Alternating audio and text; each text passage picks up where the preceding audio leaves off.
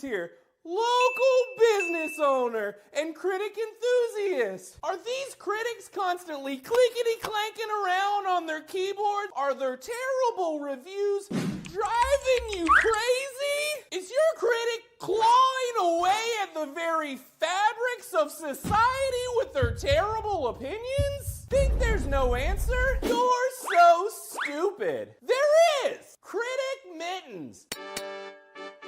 Finally, there's an elegant, comfortable mitten for critics. I didn't hear a thing. Is your critic one-armed or have fat sausage fingers, a skinny bird-like physique, or just no fingers at all? That doesn't matter because one size fits all. Critic Mittens, you'll be smitten. So come on down to criticless.com. We're the home of the original Critic Mittens. And how? Warning. The following show features reviews from wildly unprofessional critics operating without the supervision of professionals. The thoughts and opinions held by these individuals are not to be taken seriously and do not come from a place of intellectual integrity. This show doesn't reflect the opinions of Criticless or its users. Viewer discretion is advised.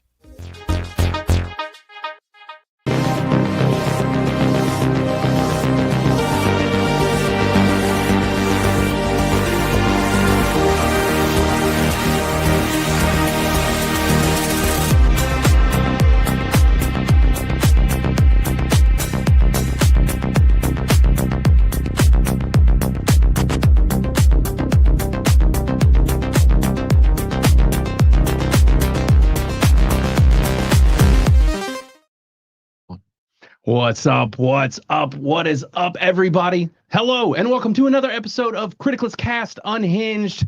We are back, and I'm sure unhinged as usual. I haven't even had time to settle in yet. I ran in here at 100 miles an hour, and we hit go. So today we are ready to chat about Man on Fire. This was extremely demanded by everyone in the Criticless cast group on Criticless. So this is what you guys wanted to hear, and I have not seen this movie since high school. This thing was directed by Tony Scott back in the day, all the way back in 2004, starring Denzel Washington and Christopher Walker and Mark Anthony, and good gracious, a lot of people. Mickey Rourke, everybody's in this, and Dakota Fanning, and now her sister is famous, and that's weird. And so it's just, there's all kinds of things happening in this movie, and we are going to talk about it today, and we're going to do all the things that we normally do. I'm just excited to be back here in the hot seat, just running a show, and instead of, just being the wingman. It's fun to just suck all the air out of a room. I tend to thrive on that most. So as usual, I do need to introduce the usual Spud Specs. We have back once again, Mr. Christopher Kaus. Hello, greetings. He's managed to have a whole other week without going to see his mail order bride. Email order bride. Yep. Yeah. Yeah. How's she doing? Well, yeah, doing really well. learning English Mm-hmm. as a second language. Have we decided what country she's from yet? Or No, I haven't decided yet. Don't know? Okay. No, it might change even weekly, honestly. Yeah. New wife every week. Yeah, it's kind of like one of those like clothing programs you can join like a up rent a monthly. bride. Yeah, exactly. So I just get a new one every month or so. Right. Oh, that sounds terrifying. Cycling. Sounds terrible. Sounds terrible. It's tiring. That's why I'm it does. exhausted all the time. Right. I would absolutely Super late nights. online, I guess. Yep, playing games, watching anime. And obviously the sultry tones of Mr. Matt Verlack, he is here as well. Hey, everybody. What's up? And I am your host, Blaine Andrews, or around the interwebs known as Criticless Blaine. It's become a really weird thing. I wasn't sure, with the whole MySpace Tom thing, kind of like branding in that kind of way, but like now it has kind of stuck. So now people around call me Criticless Blaine, but then they all like, so most of the time with these online handles where it's like, for example, like X-Wing or Beardo or some of these guys, like that's just what you call them. But for me, like Criticless is the company. And so sometimes people will slip up, especially if it's a guest, and call me Criticless. And so then it like adds another layer. I don't know if Criticless should be fully associated to me or not. Yeah, that's still good. It's a good name, right? For like a handle. Right, it is. So it has become a weird thing because it's like borderline also my handle, Yeah. which is odd. And people will slip up and then they'll be like, I mean, Blade, this guy. Crit Commander. Yeah. I wonder if back in the day when MySpace started, if Right. Tom was in those kind of situations at all. I mean, we didn't have like podcasts Right. and live streams when MySpace was starting up. And I'm sure like publicly people addressed him as MySpace Tom. Yeah. They're like, oh, hey, MySpace Tom. Right. Oh, look, it's MySpace Tom. Yeah. Right. Exactly. My first friend. Exactly. My only friend. Yeah. Come over here. For quite a few people, absolutely. So yeah, it's just become a weird thing. I'm adjusting though as it goes. But what we need to do, like we always do, is say what's up to the chat. I see some of you guys in here. How's it going? We got Wendy in here. Hello, how are you doing? We got a good evening or good night. Yes, for us it is good night. I know a lot of you guys are from all around the planet at this point, so people catch us at different time zones. And we got Wasp in here as well. Hail Wasp, what's going on? And we got Banjo, you know, our The tone change. Yeah. And you were like, and there's and Banjo. Banjo. No, we love Banjo. He is our #1 Criticless. yeah, he's been UK around user. forever. Yeah, he is. Definitely was I think our first UK user, if I'm not definitely. mistaken. Definitely. We had So- some training wheels with Right. that one. Yeah, for sure. Yeah, we did have to learn to even get him and some of the others in, but we got Life on Marshmallows in here as well. And holy cow, we got Troy. He's in here doing what he normally does, which is telling everybody to like, subscribe, share, all that stuff. Thank you, Troy. Much appreciated. And I've been seeing that you were on some pretty big streams lately, buddy. Congratulations. Good job. Oh, And dude. everybody go check out last call with Troy Purcelli because he's doing great stuff out there and he's been cruising around on the interwebs on other channels and stuff. I think he was actually on something with Doomcock the other day, which is really cool. So he's hanging out with some of the big dogs Dude, out there. that's awesome. Yeah, It's a great name. it is a great name. Doomcock. Which now I think he goes by like Overlord DVD or something. I don't know if Oh, that's a downgrade. right. Sorry. Probably having cock in the name caused some. Yeah, I the best assume. part.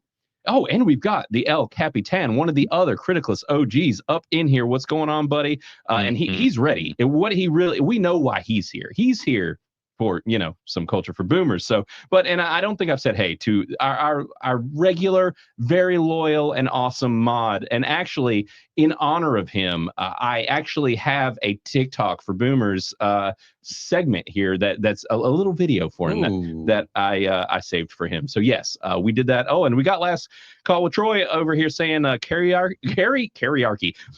I'm turning into Beardo over here.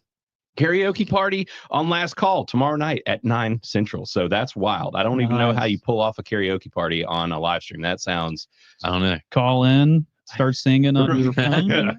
yeah. 1-800 Yeah. last call. That'd be wild. We do have a thing for our machine up here where people can actually call in. Obviously, we've never tried it, which I still need to fiddle with our machine. I still want to get our audio a little better. It isn't quite the way that I want it. It's a little trebly, little hollow. I'm not fully happy, but you know, as it goes. So Matt, I think you need to go ahead and run the thing. Do Let's the do it. thing. Do the Let's boomer it up.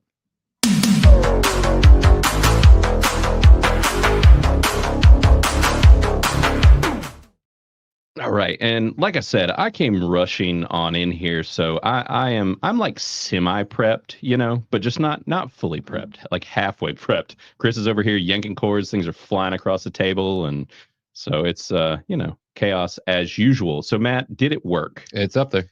All right, and do we have one? We have one where it actually makes it bigger. I like that. That's better. And Where we're it's bigger. yeah, it's easier to clip as well. So we've got some good stuff today. But I brought up Caveat Ties, and you know, we've gotten to know him quite well over the past couple of years, and you know, I try to, when you meet people online, you're like, you try and capture like in your mind their kind of essence, their personality. Mhm. You're like, what is this person like in real life? And I found a video, and I'm like, I think this is Caveat Ties. You know, so this one goes out to you, buddy.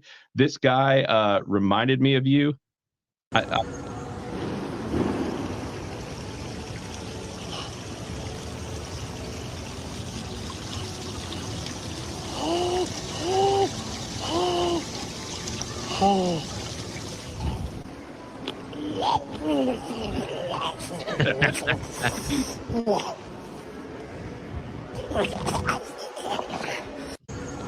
Like, Well, I didn't perceive him that way until now. Yeah. Now I do. see, Now so, it's in my so that's the thing. Now that even if you didn't before, it's established now.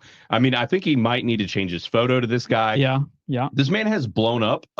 This has 919,000 likes. It ended up getting 7.6 million views.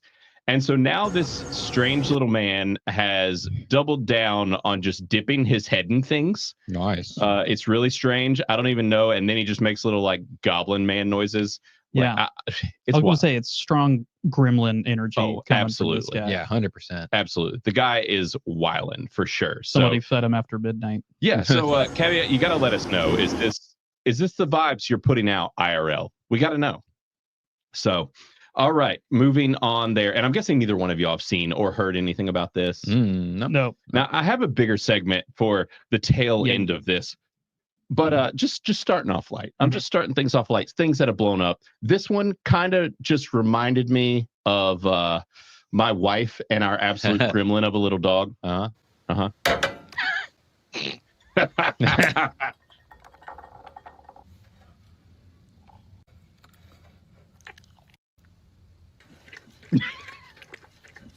Bro, look at her face. Yeah. The appropriate response. Yeah. For sure. My dude went hard. The dog is living its best life. Oh, though, like Absolutely. kudos. He's just going deep. Now, what did you say about your wife? I just this seems like something she would do with Tyson. She's so Okay. weirdly obsessed with that dog. Yeah. And just I could see her like putting a wig on him, and he's Well, not that's the remotely this thing. ugly. But Not yet. This dog is definitely much older. oh, that dog is like geriatric. Yeah. It has like 2 teeth. Right. It's Oh. missing all its teeth. It's wearing a wig. Buddy. Literally. It's an old dog. And by the way, Caveat said sometimes that'd be me. So I knew it. Sure. I knew Look. he'd be goblin moding out there. I knew it. If I had a bald head, I'd be dipping it in it too. I thought that would feel nice. So I'd do it. yeah, but this thing, yeah. So 1.2 million likes and 12.3 million views. Phew. Absolutely bonkers. I'm glad there's still weird shit like this on the internet. 'Cause right. We were talking about it, I think, last show where like YouTube used to just be weird stuff like this all over the place. Right. People doing all sorts of just random things. And Right. now it's kind of gone away to that because once somebody does trends to watch, I'm sure my feed will start filling up with people dipping their heads in random things, trying to copy this guy. Right. And then that's all it's going to be for a while. Which is fine. Yeah. It is, but it's I nice to guess. see when like something original happens. Right. Kind of like this, some random, just totally weird thing just kind of happens. Right. You see it and you're just like, why is it so weird? But like, I can't look away. Relatable Right. at the same time. Right. Exactly. And just like Sometimes you just gotta go back to your roots, you Right. know. you just kick it into Neanderthal goblin mode. roots. That's right. So this one gets wild. This Okay. video is not that popular, but I needed to start with it just to set the stage. Just All right. get this guy's face, his vibe, as the youth would say, his aura in mind. Mhm. So You guys want to watch me take a dab?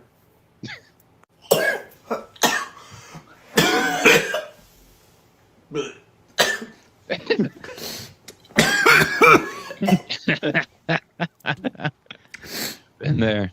You want to see it again? Oh, yeah. okay, so we've got the vibes. Now, his account had not blown up yet, but this is the guy. Okay. Are you ready for this? Born. Ready.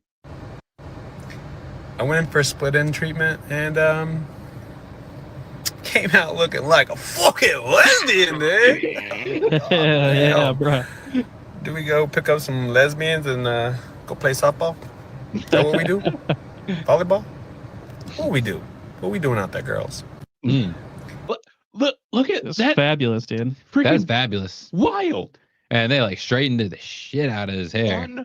Unrecognizable. Dude, Yeah. this is like Jennifer Aniston here. Right. That's what he's got. I'm not convinced that's not a wig because that hair went from like full on like Bro, beautiful fro. Oh, that's the same Yeah. dude. it's the same. I missed that part. Yeah, that's the same guy. Wow.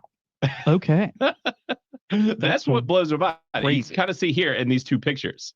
That was him before. This is him now. Wow. Freaking Dude, I mean, it looks like even his jawline like right. became more what's the word? Protrudent. Right. I think it's maybe he fully shaved. I think it's also Maybe. more framed out by the hair. Yeah, now. the lighting. You know, got that framing Yeah, going. yeah, on. yeah, Right. yeah. It Yeah. pulls everything in. So True. as my wife always says, hair does wonders. It can entirely change the way you look, whether it be Yeah. your beard, what's on your head. So Mhm. We're really starting off this show insulting anybody who's bald. Like first, it's like the Such as psychopath caveat ties, gremlin, huh? right. such as cave titties. Exactly. Yeah. Which, granted, that had nothing really to do with him bald. I'm just like, I just, goblin it mode. I don't? can see him. Chris is connecting those dots over Yeah. there. Chris, It's subliminal in your brain, Brian. No. Yeah. No. Yeah. Take responsibility Hmm? for insulting him. What? And How did this get turned around on me? I have nothing to do with this show. but yeah, freaking wild. When I saw that, Yeah. I was just like, holy crap. So I've been tossing around a few things, but like I said, I'm going to button up this segment with a deeper conversation here to really educate you guys and really dig into the culture for boomers situation here. But before that, I just got to ask what you would do if you had this happen to you. 10.8 million views on this thing. Could you help me out real quick? My shoe, I just can't get it. Thank you so much, man. Oh, He handed it back. Look at his face. I'm loose today. I'm loose today. Could you help me out real quick? My shoe, I just can't get it. Thank you so Bro, much, I man. mean, that it's just that's And it's a butt plug. I didn't catch what it was at Oh, yeah. first. I just saw yeah. and Yeah. something fall out. I know. did not know. it's a butt plug. Yeah. He picked that up real quick. Oh yeah. Well, that's the What a thing. You already generous got that. man. Which first off, like someone just being like, tie my shoe, I'd be like, eat No.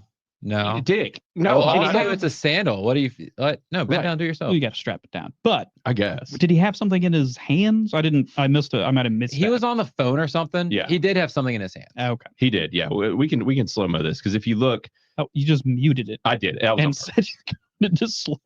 So see, he has something in one hand. purpose. He's got, Oh, he's got something in both okay. hands. He's got a phone and a cast. That's how he pulled it off. There we go.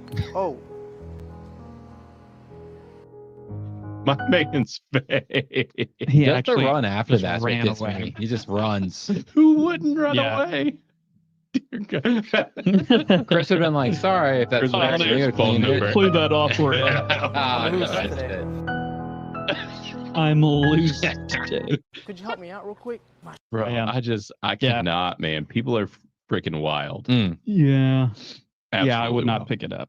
Those are the kind of pranks though you just like die laughing. Right. at. That's like some shit that would have been on Jackass back in the Yeah. day. Yeah, for sure. Granted, butt plugs weren't all the rage back in the day when Jackass was Which out. would have made it even better then. Bro, the amount of with where things are now, I can't even imagine like where that show would go at this point with how ridiculous that show got, because now they're having to, because they're all older, they almost have to lean into edgier pranks more Yeah. because they can't just like, Are they still doing it? I mean, I'm just saying if they were Well, to, I mean, they did the fourth movie and Yeah, they it wasn't brought in that long several ago. younger people, but they were definitely not as hardcore because they've Sure. realized. I mean, like Johnny Knoxville like broke something really severely. I think it was his He got- collarbone and yeah. like some ribs with one that wasn't like that crazy.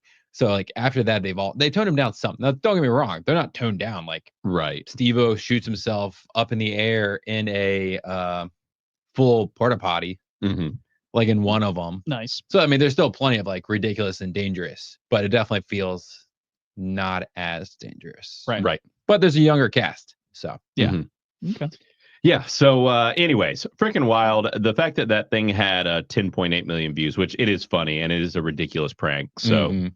that poor guy just ran away for his life. So Yeah. yeah, he probably went home and cried after that. yeah. Straight to Especially the once he bathroom. saw, wash your like, hands. started hearing it was around on social media. Oh yeah. Could you imagine? You're that dude. Yeah. I would like shave my head and like glue a Right. beard on or something, so I was not recognizable. Yeah, I think you can. Like, if somebody doesn't get your permission to use your Likeness or Yeah. yourself. or use you in Your something footage. like that, I think you can like take it Right. or something. But I mean, it's already on the internet. You're kind of donezo at that point. Yeah, you're already Right. done at that Yeah. point. Yeah. I get paid though. Right. Hey, it's, I would probably lean into it and just be like, I'm that guy. You want me to tell my story? I pick up dildos or butt plugs. And butt plugs, right. Exactly. So, all right. Now, this is what I was saving for the end here because, All right. we talk about, All right. helping the boomers, really getting them up to date with culture. Okay. Chris, we're going to go through these slowly. Okay.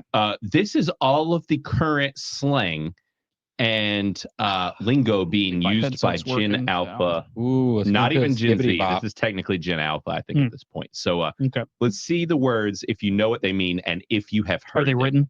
Hmm? Are they written?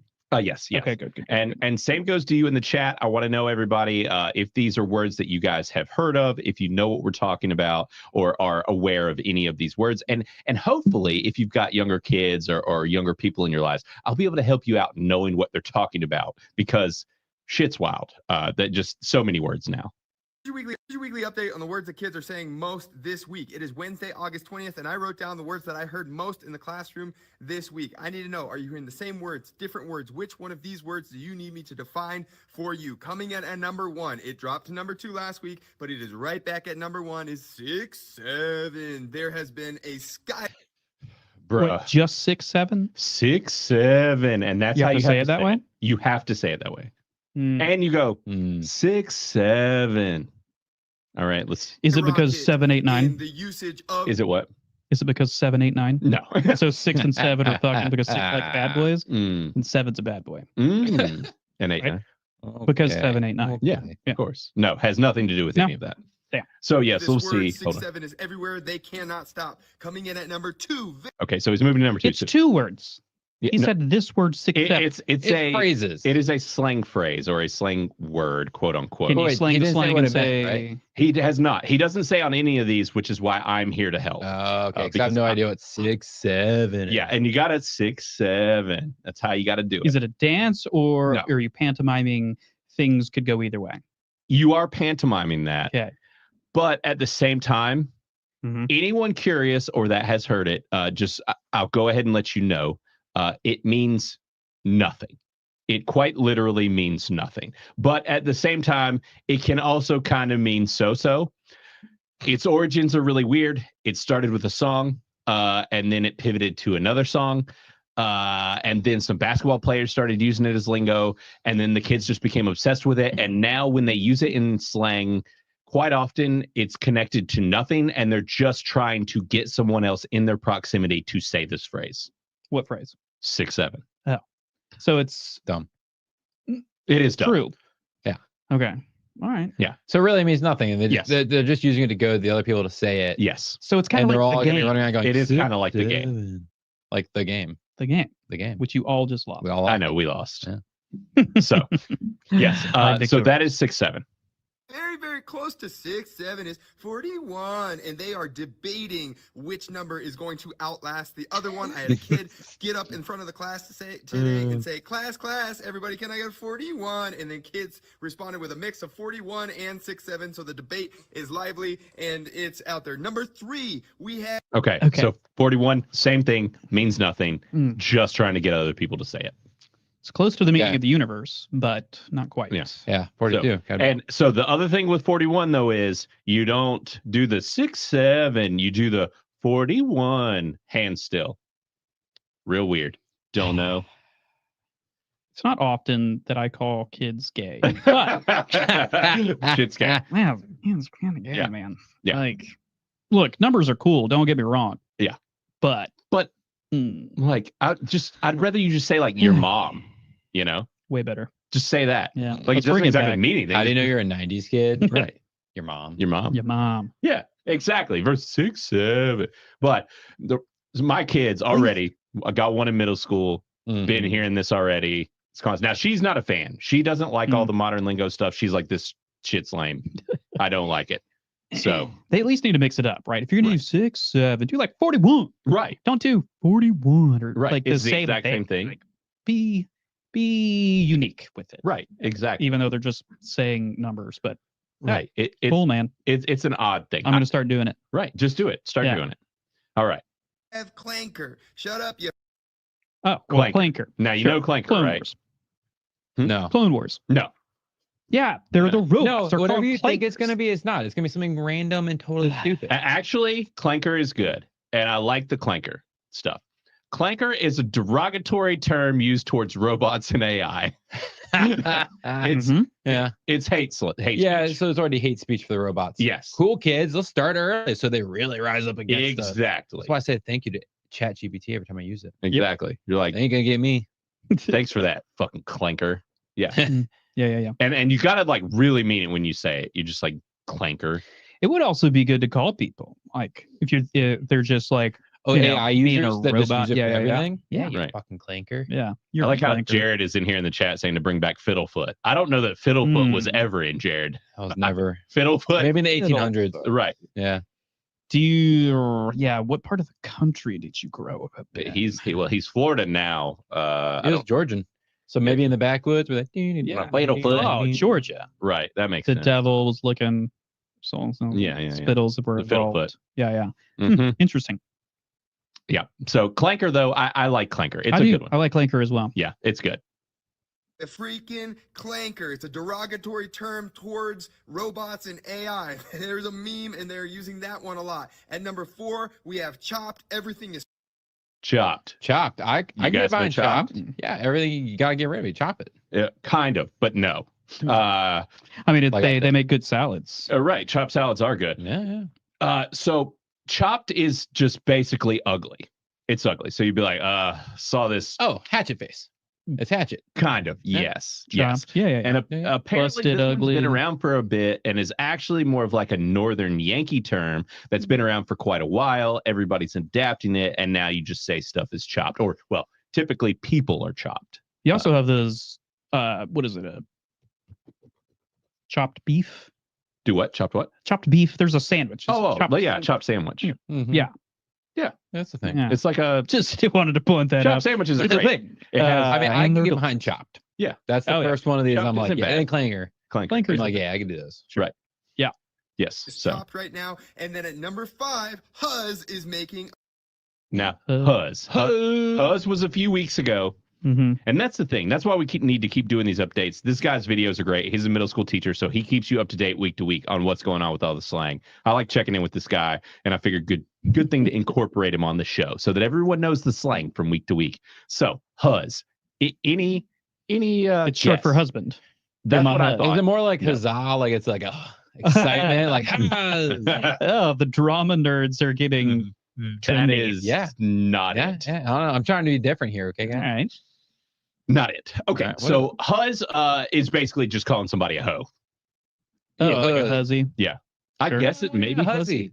Well, That it's makes sense. hussy, but It's a like hussy, Or hussy, right. like yeah, yeah, slurred, yeah. not slurred, but slanged up. Slang. Yeah. Yeah. So it's Huzz. So Okay. that's the thing is the middle schools are using it to be like in a way in which to walk up to girls and be like, "What up, ho?" and be like, "What up, Huzz?" All right. Yeah, he knows middle school. Hell he's yeah. Spitting this. Yeah, Mm-hmm. the hate. So I'm gonna start using that one. all right, I like calling people huzz. Use it around the workplace. Yeah, Right. 100%. what up, Huzz? What up, huzz? I mean, there was a period of time, and I still call certain people cuz. Right. So it's kind of close to huzz, you know. Well, and so there's two others paired with this word. Mm. Mhm. a comeback. Look, it's my Huzz, my fine shite. Where the Huzz at? Let me know in the comments what words you are hearing this week. Oh, I didn't touch on him on this video. I thought he was going to. There are two other words that get paired with this. I don't remember what they are. Mm. There's so much slang to keep up with right now. But if you hear your young kid saying Huzz, he's calling people a hoe without you knowing. So Yeah, so you can bop him on the back. Wow, of the head for that. exactly. Really ratting people out here. hey, got to put the U's on blast. Oh yeah, with the middle school, you gotta stay up. Yeah. Because I remember being a kid, like our slang wasn't that crazy. No, you could pick up on what You it was. understood what it was in like the late '90s Yeah, I was- and Now- the early 2000s. Outside of maybe calling something like fat. I thought you were about to Sure, say. because that was like not bad. And you're like, yeah, that's fat. Oh, But like even then, like PHAT? Yeah, Yeah. pretty hot and tempting, Yeah. That early, well, was that early 2000s or late 90s? somewhere. Probably in there. both. Both. a little Probably bit of early both. 2000s, honestly. Yeah. So now there's another video here where he covers one word that y'all have got to know because it is absolutely fucking hilarious, and I die every time I hear it, and it's great. Weekly update on the words All right. that kids are using most this week. It is August 13th, and I wrote down all the words I heard most in the classroom this week. I need to know, are you hearing the same ones, different ones? Which one of these do you need me to define for you? So coming in at number 1, it is a trending meme, and the acronym is SD. SDIYBT. Do they say it out or do they slur it all together into a word? I don't think they say it. I think it is regularly in text form that this is used. You will see it in comment sections. This one really makes me laugh. Yeah, you're about to find out what it means. Okay. SDIYBT, but it stands for Start Digging in Your Butt Twin, and they sing it. Start digging in your butt, twin. Okay. Well, what does Well, I that mean, mean? I'm not against it. I'm just It's what decisions have led up in your life to this moment that you need to say this to somebody? exactly. Start digging in your butt, twin. Yeah. Does that mean they're both digging in their butts? I mean, surely it's not like literally like you got Start some digging in your butt. dingleberries. Yeah. You need to get fix them. It's like start digging in your butt. It's like it's inspirational is what it sounds like to me. Like, yeah, dude, start digging in your butt, dude. Yeah, go get it, man. Yeah, Go like, dig that gold. Take the brown this gold. day. Yeah, get that bread. Yeah, Start digging in your butt. yeah, chocolate bread, man. Yeah, Let's do it. rye. Are we? Yeah, I'm pretty sure that's what So- it means. We've solved. Apparently, this actually got pulled from SpongeBob. And it's connected to something to do with plankton. I don't know, but it is a thing now that the younger kids are saying. Granted, it's fallen off a little bit this week. It's like I said, we're at a week-to-week slang situation here where it's evolving insanely fast. I'm also going to take points away from them because they made it an acronym. Mhm. Like, just say it. Like, honestly, it would be more impactful if you just said it. Just be like, start Yeah, digging in your because butt. it's not as impactful as like LOL, LMFAO. It's like, too much of a there mouthful. was plenty of acronyms that like worked well this in the is- late yeah. 2000s, but So the purpose of this one, twin is typically like it's like homie. Yeah. Or like yeah. that's twin. So it's just like somebody says they're doing something and you're just like start digging in your butt, twin. Yeah, exactly. Say it. Right, exactly. Don't be like No. SDIY BT. Yeah. No, they don't say it out. No, they literally fully say it if they say it in person. Okay, good. All Yeah. right. They say the whole I can Points see given back. Clark oh, absolutely. doing this nonstop. Yeah, my son would absolutely. Luckily, he has not discovered this one yet Ah, because good. he would be saying it constantly because he Yeah. would think it's hilarious. He probably actually came up with it, honestly. Right. Let's be fair. He actually started. Doesn't want anybody to He's know. your originator. Right. And from earlier, so we've got some of y'all popping off with Slag. some slang here for us. So we've got Gomer here. He's we've what do we have here? Heavens to Betsy. We got damn Yankees. Yes. Well, I was talking about the Yankees earlier, I think is what caused that. Yeah. But we got hooligans. That's one. You know, back in the days, people would get called that. Harlot.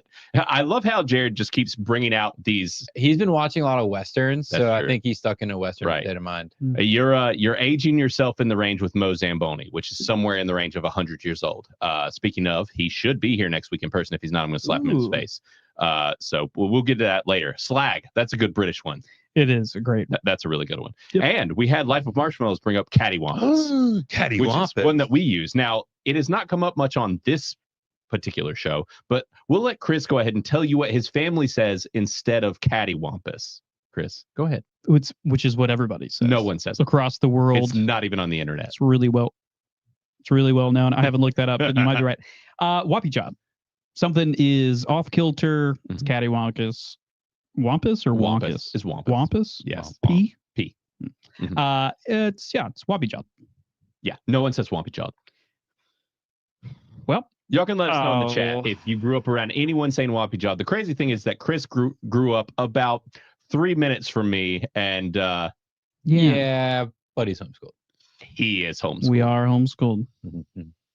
So It's some homeschool might shit. do something there. Right. No, it's well known. It is in The lexicon, one might say. Webster. Me and Webster talked about it. Mhm. He said he wasn't going to put it in there just because he didn't want to tarnish Listen. the word. Start digging in your butt, twin. I'll do it.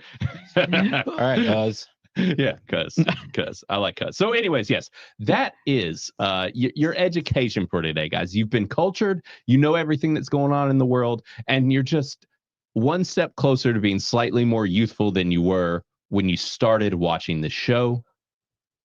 You're welcome. So now, we're changing things up a little bit. We normally have several segments on this show, as you guys know. After the culture for boomers, typically we would go into news, or we would do we had a segment called What's Streaming. We haven't done it lately, and we've pivoted away. I'm pivoting away from that a little bit, and we're going to have a segment called Water Cooler. Now, I'm debating on what we will go to after this segment normally, and I just let these guys know that I was even planning on doing this the second that I walked in this room. So if I have 2 news articles, I'm honestly going to try and do both segments today if we can manage it. Sure. But so I don't know. What do you guys want to start with? Do you guys want to start with the water cooler segment, or do we? What do we want to do? I feel like we should just do the news. Do the news? It kind of pairs with this some culture for boomers. Yeah, exactly. I agree. So Matt, then run the thing.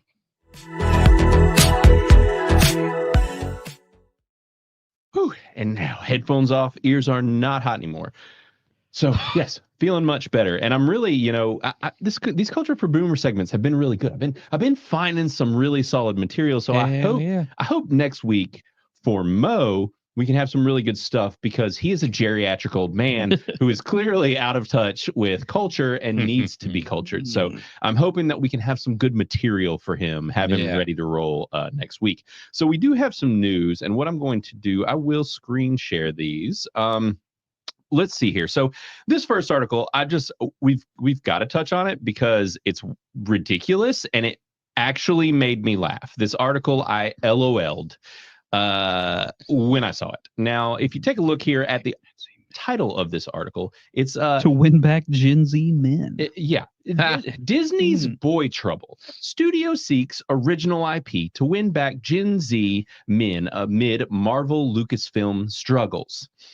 Now, if this is not just the shining beacon of how absolutely moronic the people are over at Disney, then I don't know what is. Now, do you guys find this article's title as jarring as I do, or as stupid? It's pretty hilarious. Yeah. Like, it's real funny to me. Hilarious to me. Right. Because I guess it's different just being a part of the generation that they're talking about. Like, it was always funny to me every time I saw news articles, growing up, where it was like, millennials are Gen Z. Never mind. Gen Z. We're not Gen Z, but we're adjacent enough. They are also not just talking about Gen Z, because they've lost millennial men all the way. Yeah, I was going to say, I guess they don't care about us. But I'm so used to saying millennials, and I guess I don't ever look at the news anymore. But yeah. This bit of news, I cackled when I saw it because it's just kind of wild. It is so out of touch, because if you don't know, obviously most people do, Disney bought Lucasfilm and they bought Marvel. They own both of these companies. The reason that Disney bought these 2 companies is because they were trying to become more of a boy brand, because they were considered to be a girl brand, because they had all the princess stuff and everything. Disney princess. It's like a term. Right. That's why they bought these 2 brands. Then the double whammy here is that after they bought them, they decided to turn them both into girl brands. Marvel and Lucasfilm are now girl brands, and no one gives a shit. Except for one, maybe. No, they don't give a shit either. Yeah, I can't. Because women didn't want these brands to be girl brands. Right. Yeah. They liked the way that they were. That's the thing, because most women I know still even have issues with what Lucasfilm has done to Star Wars. Because they're telling bad stories. They're telling stories that don't make sense, and it's just overpowered and just whimsical and doesn't make sense, and they ruin legacy characters. I mean, if you do that, you're going to hurt your existing. So you hurt the guys that they were hoping to appeal to. Right. And then you're not bringing in new crowds. And as we know, most people are just burnt out now and just don't want to bother. They don't care. You know what I would love to see the outcome of this be? Is if in their glorious wisdom, they're like, you know what? We're trying to reach men now. We're going to do the same thing that we did trying to reach women. And we're going to turn all of the women-oriented content and we'll replace it with a dude. Right. I would love to see that. That would actually be hilarious. Give me some like Pride and Prejudice, but it's nothing but like dudes being like the main subject of this. Like, hell yeah. I'd watch that. Yeah, just like turn Cinderella into a dude. Yeah. Snow White, dude. All these chicks are trying to get him. Huh? Listen, Matt, we are trying to make a movement here, Matt. That's a bad movement. It I want would a be movement where they just make movies that are hilarious. good. Well, of course, Matt's not on board. He doesn't understand humor. We It's want not women hilarious. turned into I just want Yeah. good That's what we content. want. We've been seeing plenty of people being turned into the things that they are. Oh, boy, that is for sure. What do we want, men? We want women turned into men. Exactly. And what's funny to me is that this article, first off, they say, duh, and they're talking about how every studio is trying to look for ways to capture different audiences, blah, blah, blah. The crazy thing is that this article not one time calls into attention the thing that we are talking about, which is that they have turned these brands into girl brands. Right. They aren't talking about how everything is girl boss. Right. And that is why people have bounced off of it. That's because it's your fault for being a misogynistic piece of shit and not enjoying the women in those roles. Well, So- they should hurry up and learn that we hate women and we're not trying to see them represented. All they have to do is spend like 10 minutes on Twitter, Right. and they're going to realize would what know. the problem is. Right. Yeah. No, it's just wild though. Like, and that's the crazy thing is that that's what they think is that it's just like, oh, it's just all of the misogyny and all this stuff. And it's just like that's Don't just, take responsibility Right. for your actions. right. Exactly. It's just like, that's just absurd. It's not that even that we want, like Matt said, first and foremost, we want to see good storytelling, but also, like Matt said, no women are out here wanting to see these female stories being turned into men's stories, just like men aren't wanting to see every male character in Marvel replaced with a female version of the same fucking name. Like Lady Thor, Lady Iron Man, like the list, Lady Hawkeye, all of these. No one fucking wants that. Miss Hulk, what's her name? She-Hulk. She-Hulk. Exactly. Yeah, it's cousin. Which I mean, she's can't like She-Hulk is a. I mean, all these people are it's- canon, but Right. Yeah, apparently X-Wing's popped in. What's up, buddy? So he's wanting to know if I used to sell cocaine in a motel in 1976 because doppelganger. Yes. If you were to. Yeah, right. No, my dad says regularly that I look like either a 70s porn star or a 70s drug dealer or both. And I say to him, sir, why do you know what gay porn stars looked like in the 70s? And his response is silence. So Hey, look, $20 is $20. Right. That's right. So yeah, this is wild. And the fact that not only that Disney is clearly completely tone deaf in not knowing or noticing that that's what's caused problems with their brand, Right. but also just simply that even an outlet like Variety still to this day is not noticing. We've got this whole long article I'm scrolling through. I read it before I came on just to make sure.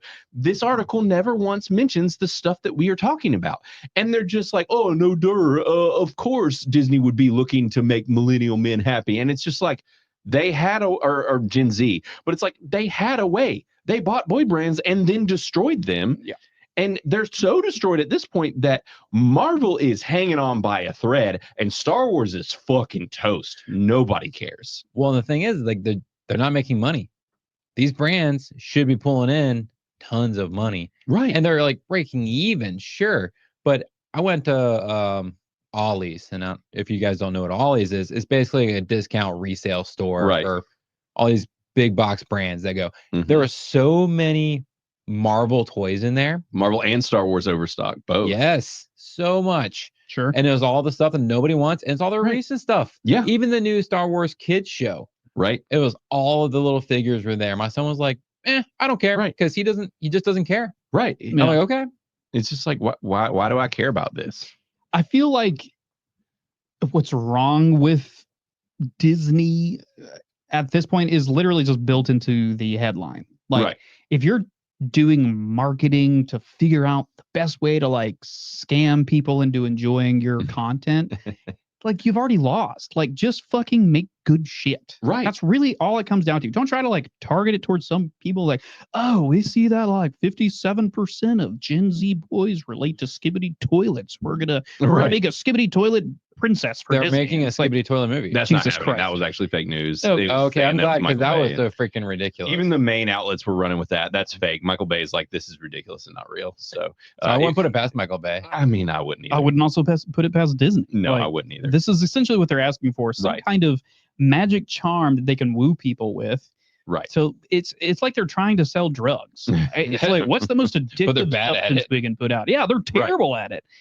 It just make good quality shit. Exactly. And that's the call it thing a is day. that these target demographics, if you are making good things, whether it is geared at women or geared at men can still like it if it is a good story. And Yeah. they will, their girlfriends and their wives and whoever will bring them. Yeah.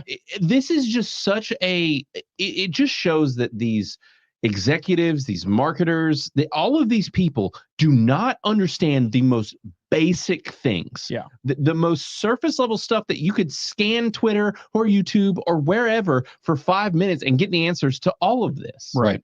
But yet And well, go ahead. Well, it's funny to put your point. Look at Barbie and Oppenheimer. Right. Both gender coded. Right. One's very male coded. One's very female coded. Right. Both blew the top of the box office. Mm-hmm. And it's just what you were saying. The women brought their dudes, Mm-hmm. and the dudes brought their women, and those movies both just did fantastic. Right. And neither of them are Disney, obviously. Now, if Disney would just go, okay, you know what? We need to make a cool Iron Man reboot or whatever, and just make it grounded, it would be awesome. Yeah. They don't need a new IP.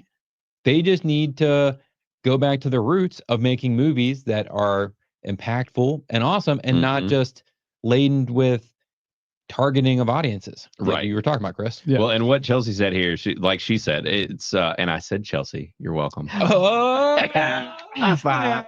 Didn't say Chelsea.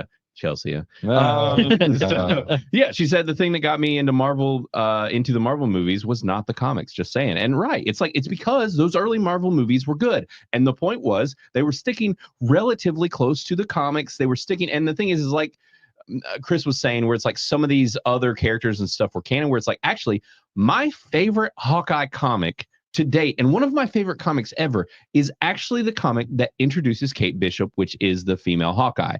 That comic run by Matt Aja is phenomenal. It's so good. I love it. And it's not even that old. And actually that Hawkeye show was pretty solid. Yeah. It wasn't bad. It wasn't. It wasn't a 1-for-1 to that comic. It wasn't as good, but it was at least pulling from that comic. And she was one of the better ones there, for these kind of rebooted things. But it's like with Ironheart. If you look at all of those comics, like she's talking about, all of those comics tanked. The Ironheart comics, nobody cared. Like, people used to like She-Hulk, but then they made it into a political statement. She-Hulk can be awesome and sexy and whatever, but that's the thing, is they've also, not only have they gone this hyper female route, they've taken all the sexuality away from these women, except for to make She-Hulk fuck freaking Daredevil. Oh, and just twerk all over the place. And twerk, which Chris, you didn't watch it, but it's like, and literally had Daredevil do the walk of shame after getting freaking boned by She-Hulk, and it's just like, what is happening? But also in She-Hulk, every male except Daredevil, right, is a piece of shit. Absolutely, and the ones that you thought might not be ended up being exactly. And speaking of Doomcock, who we were talking about earlier, he was literally ripped off as the idea for the villain of that fucking show. Like, they literally ripped off. Like that popular? He's not as much now as he used to be, but yes, they were literally leaning on his persona, and literally the villain of that entire show was fucking incels. Not joking. Sure. And it's just like, yeah, that really is. Yeah. So it's just like, what Disney? Come on, what do you think you're doing? Like, right. And they spent so much money on that movie for the CGI. Right. And then they wanted to attack the male audience. Right. And it just backlash because it's a show. Shows don't make money. Not really. Right. Yeah. Same Chelsea, same. Yeah, Chelsea's point. Sex sells. And Chelsea's point. Exactly. And that's the thing, is they're pretending like women don't like hot dudes and that dudes don't like hot women. Have you ever heard of Magic Mike? Right, exactly. It's pretty well. Sick. Right. Yeah. And I mean, as everyone says, it's like even women appreciate a great rack. Like, yeah, exactly.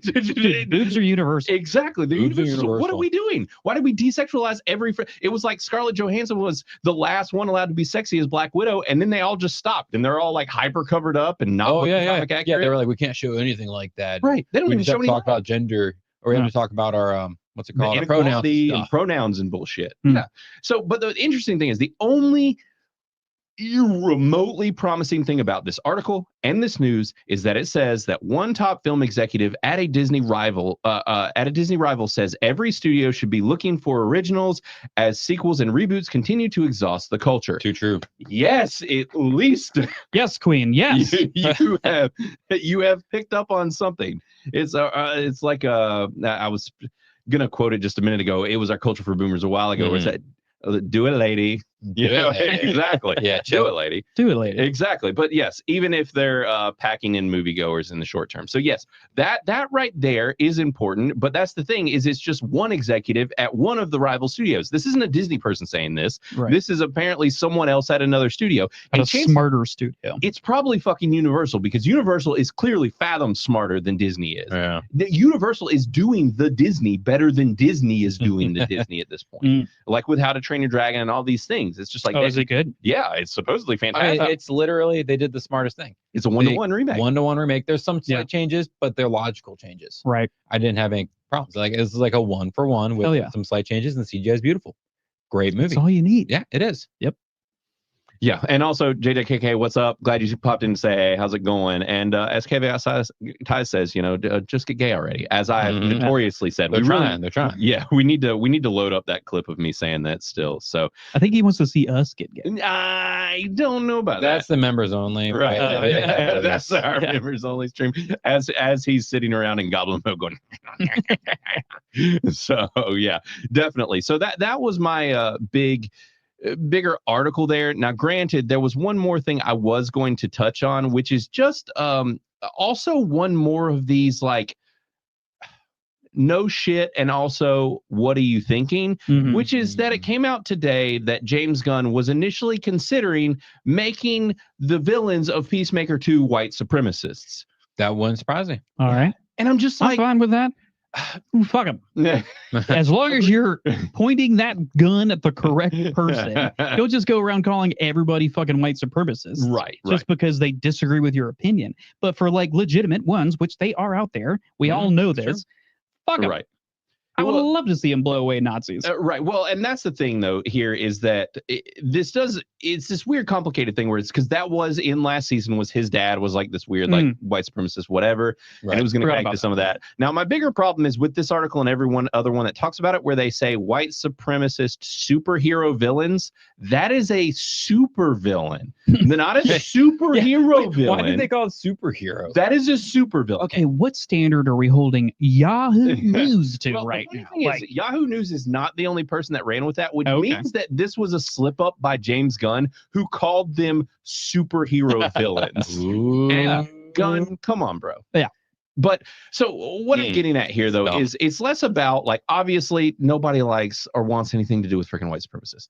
But the problem is just that media has become so saturated with these narratives of white supremacists being the villains, Nazis are always the villains, whatever. And it's just like, it is still one of these like political adjacent topics where you're just kind of like, but why?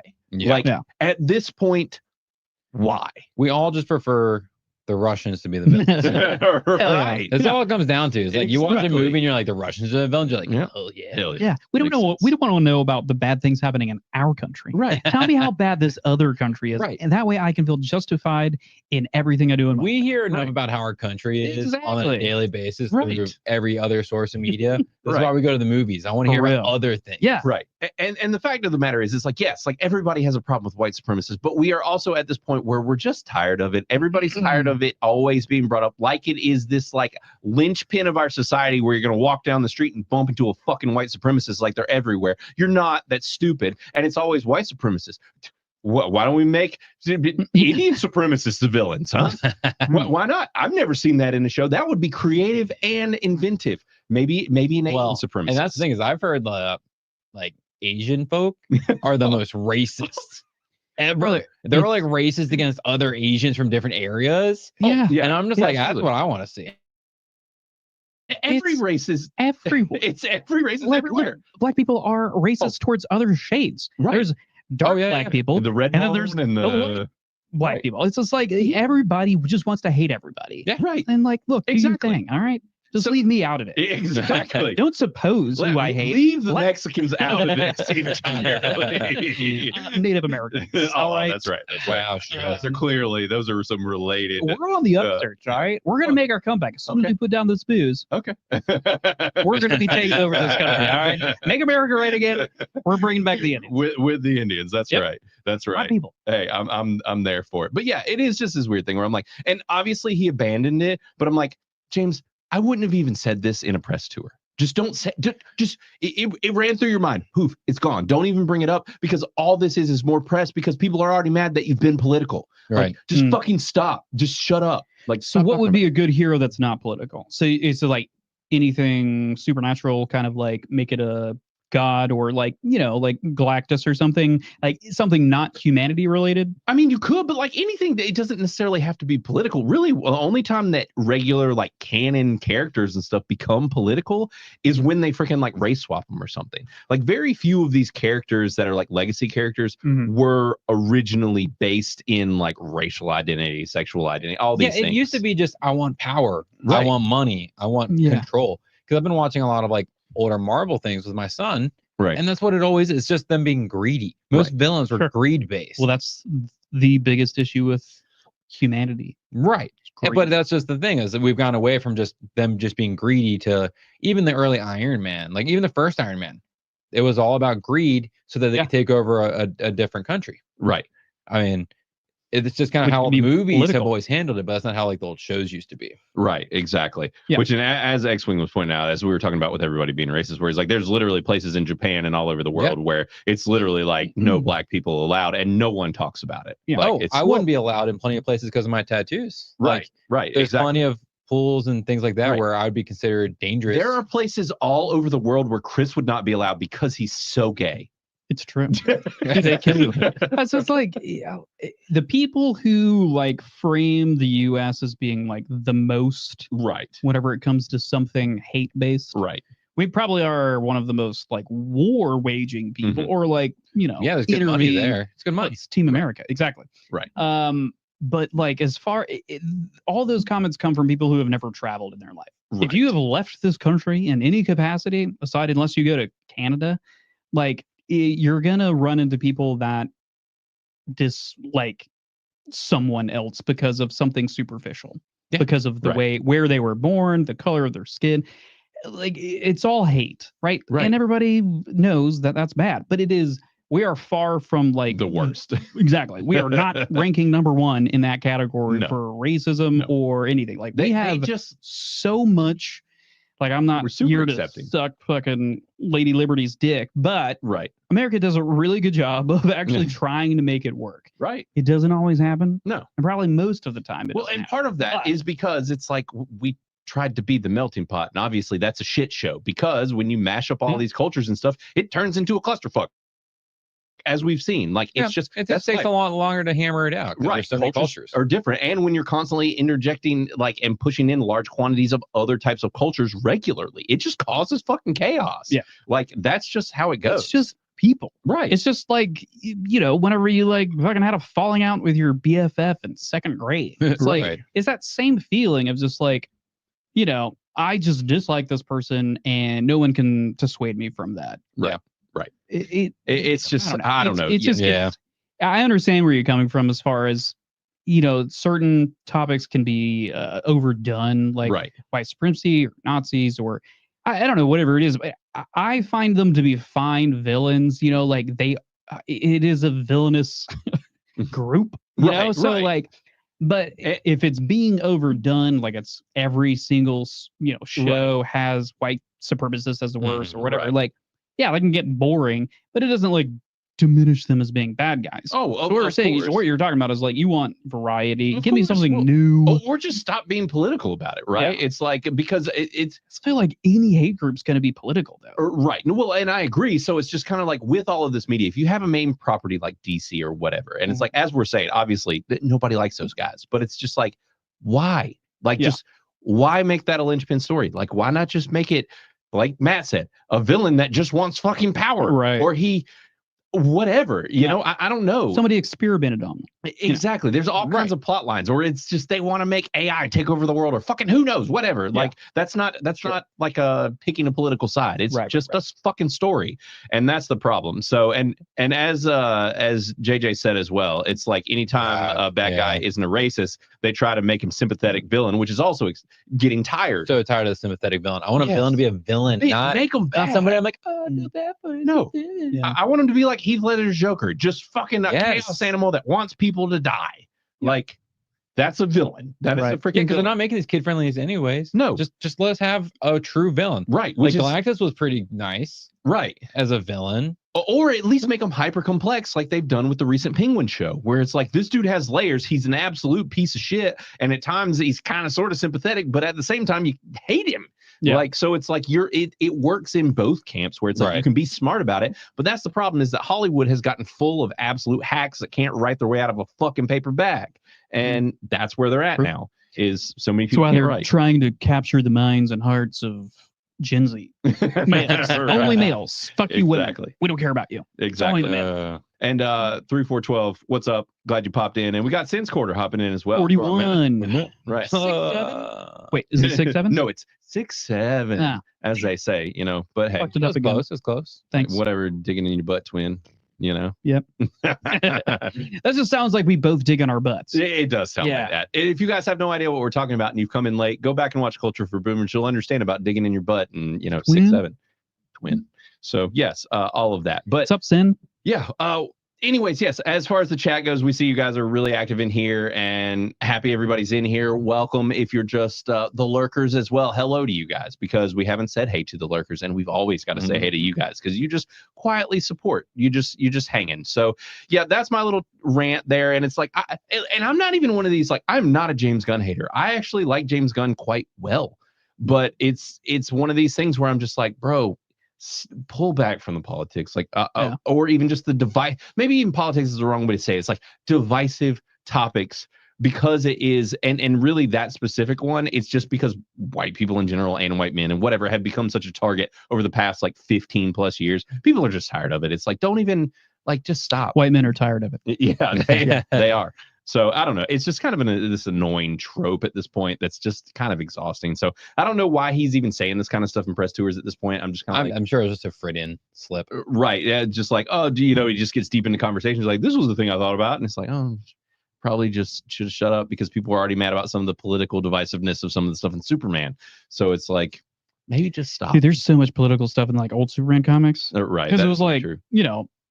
But yeah, it was anti-Russian, very. Well, it was around Nazi times. Like all the like, comics were out. Well, not all the comics, but like the comics were going during the 40s and shit. So I mean, most a lot of it were based on anti-Nazi rhetoric. Yeah. So it makes sense. But then they developed more complex stories and whatever stuff like that. Well, and then a lot of the comic companies were just smarter, and they were just like, hey, let's pivot away from politics so that we can sell more fucking comics. Like, no. And for a long time, they were pivoted away from that. And there were many years where there wasn't much of that, because why? Like, you don't have to. If it's not something you have to do, then why, if it's going to make things more divisive? So that's kind of where I stay with it always, as the more libertarian-minded type of person. I'm just kind of like, how about we just like not piss anybody off and just stay away from the politics, because it's just going to cause problems either way. So I don't know, as it goes. But as I mentioned earlier, we're going to touch in on it. Now, I know you guys came, you want to hear about Man of Fire, and we're absolutely going to talk about that. Part of me just really wants to run the new bumper, because it's fun, and to talk about what we're going to do with this new segment, even if we don't really deeply dig into it. But Matt, you see the new bumper there? You want to run it?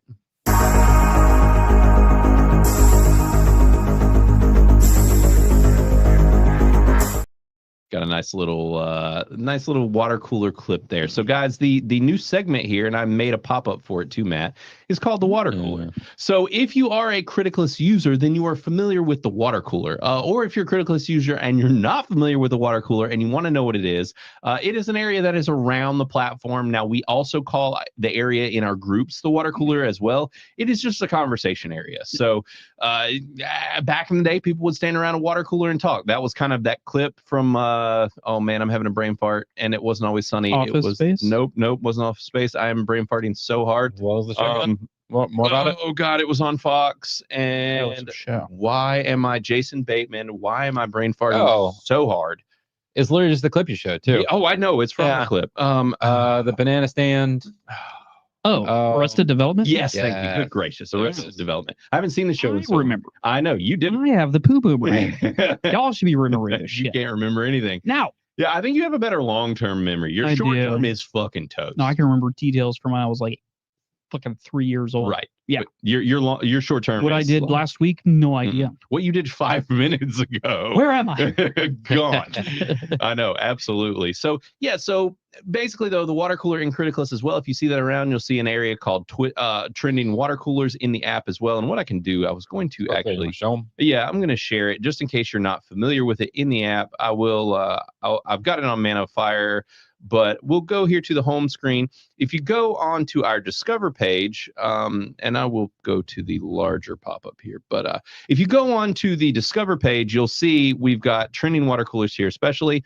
Now, granted, I don't know if Banjo's still in the chat. He likes to really commandeer the water cooler Trending. frontage, but Yeah, it does. yeah, so we've there are trending water coolers, and it's just areas in the app. If you click on any of these, it will actually take you directly to the water cooler area right here. You'll see it highlighted on the page. So this is the water cooler for Alien Earth. So if you scroll down, you'll see these tabs. There's review and the water cooler. And so we see Bastard in Black. We've got Wicker Man as well. And more Bastard in Black talking about this. We've got Terrapin reviews and people just sharing things like trailers, talking about it when they first announced this.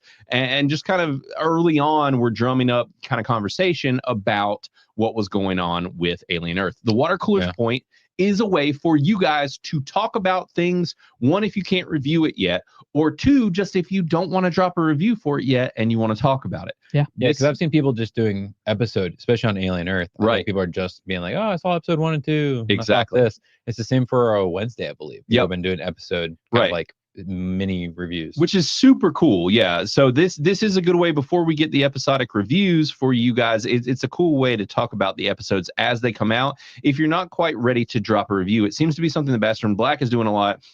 And it's a really smart idea, and it gets you kind of some instant attention because we really want to gas up these water cooler sections as well. If you did not know, up here on your main feeds page, you have trending, following, and water coolers. So you can go over to the water coolers and just see a trending stack of all the water coolers that people are active in. Yeah. And actually, in the recent update that we just pushed through, we are going to start pushing these water cooler posts into the primary feed. Oh, So, nice. yeah. That's cool. We did that very early on in the app. The problem is that there wasn't enough people on the app, and so it was kind of messy.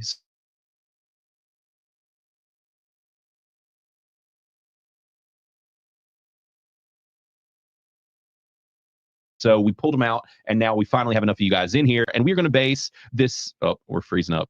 It happens all the time. It's pretty Does it? consistent. Oh, yeah. really? Today? Yeah, well, always. But Always, yeah, today right. it feels even worse. Yeah. I There's a think lot we, of I think we stuttering. need to run a wire through the ceiling, probably directly to the. I mean, he's got a cat the stick router. plugged But in. he's that. not running directly into the router, though. But right? it should still run the same. It It's runs, piggybacking off of which is something plugged into the router. that. directly, Direct. or Yeah. It's So not the a- extender, my it's not mesh, wireless. my mesh is wired See. to the router. Oh.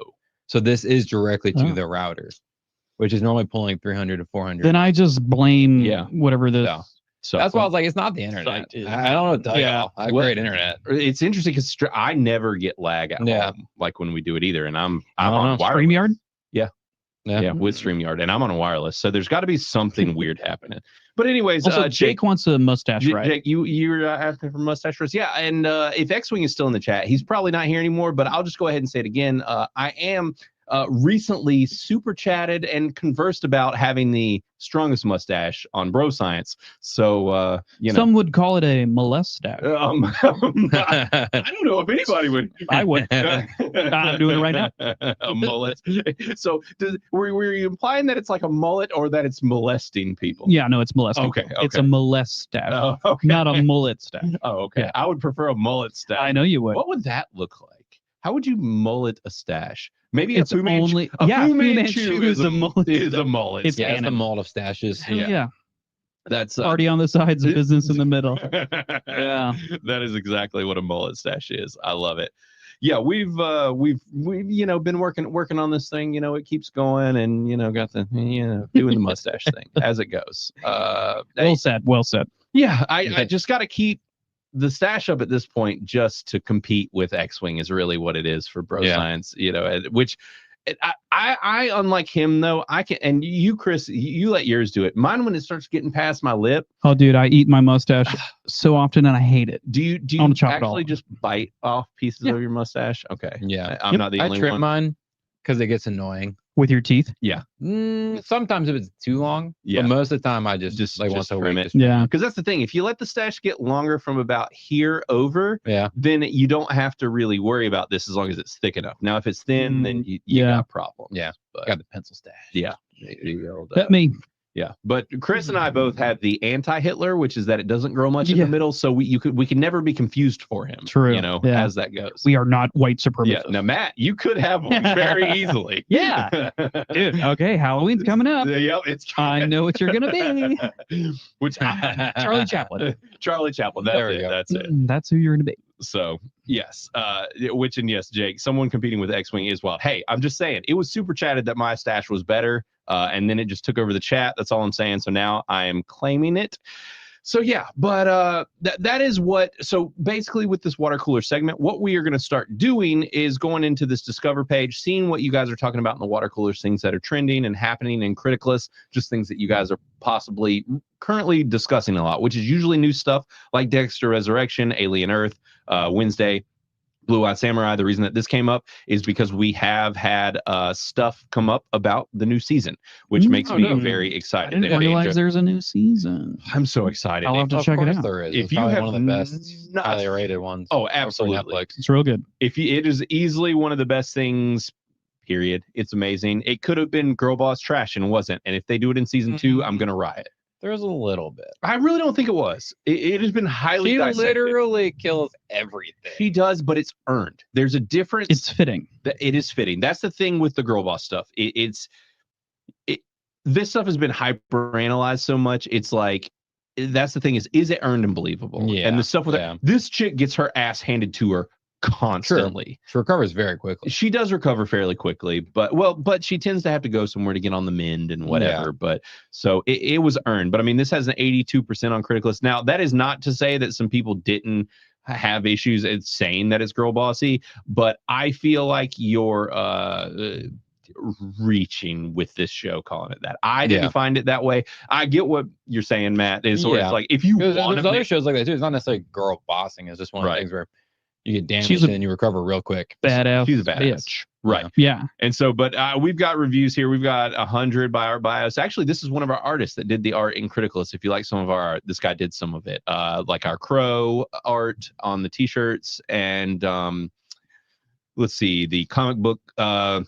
the comic book store stuff. He did that as well. I met him in person in Texas, went down there and met him. Really cool guy. But we got Dutch Butters. A lot of our early Criticless users reviewed this, so this show was awesome. I'm very much ready for the new season. So yeah, that's in the conversation. But so from now on in the show, we'll have this water cooler section. We'll touch in on it, talk about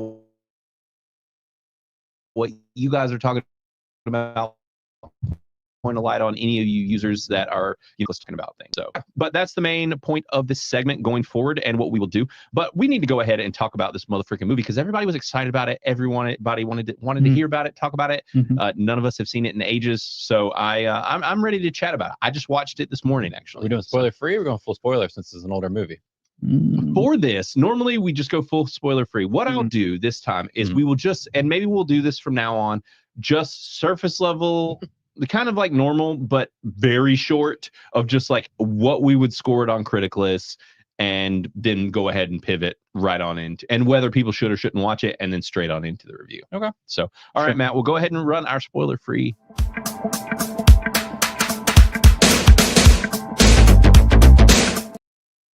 And now that the humpy ladies are done. Oh, humpers. Yes, we are going to be talking about Man on Fire. Now, one thing that I did not mention early on when we kicked off the show was that obviously this is part of our critic hated stuff. This is a critic hated movie, which is That's so wild. mind-blowing to so many. If you want to have your mind officially blown, just know that this movie has a 39% on Rotten Tomatoes. Wow. This movie and That's crazy. The critics came after this movie with freaking pitchforks, and to the point in which I actually found an article from Rotten Tomatoes saying our site is wrong. Where they actually mentioned Criticless? No, not our site. Like Rotten Tomatoes was like Rotten Tomatoes is wrong. They called themselves. They were like, our critics suck. This is not a bad movie. So, and it was an actual article that popped up. I was like, crazy. wow, I've never seen this one. This is a first.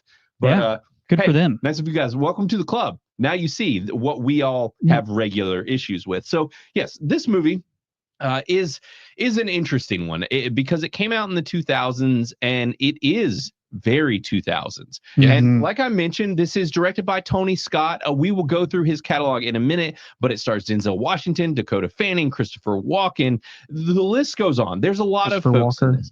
And yeah, Christopher Walker. Yeah. And the interesting thing here with Christopher Walken is I feel like he's one of those people when you cast him, you see him and he's going to be in a movie and you're like, this is either going to be great or this is going to be terrible casting. It's going to be one or the other.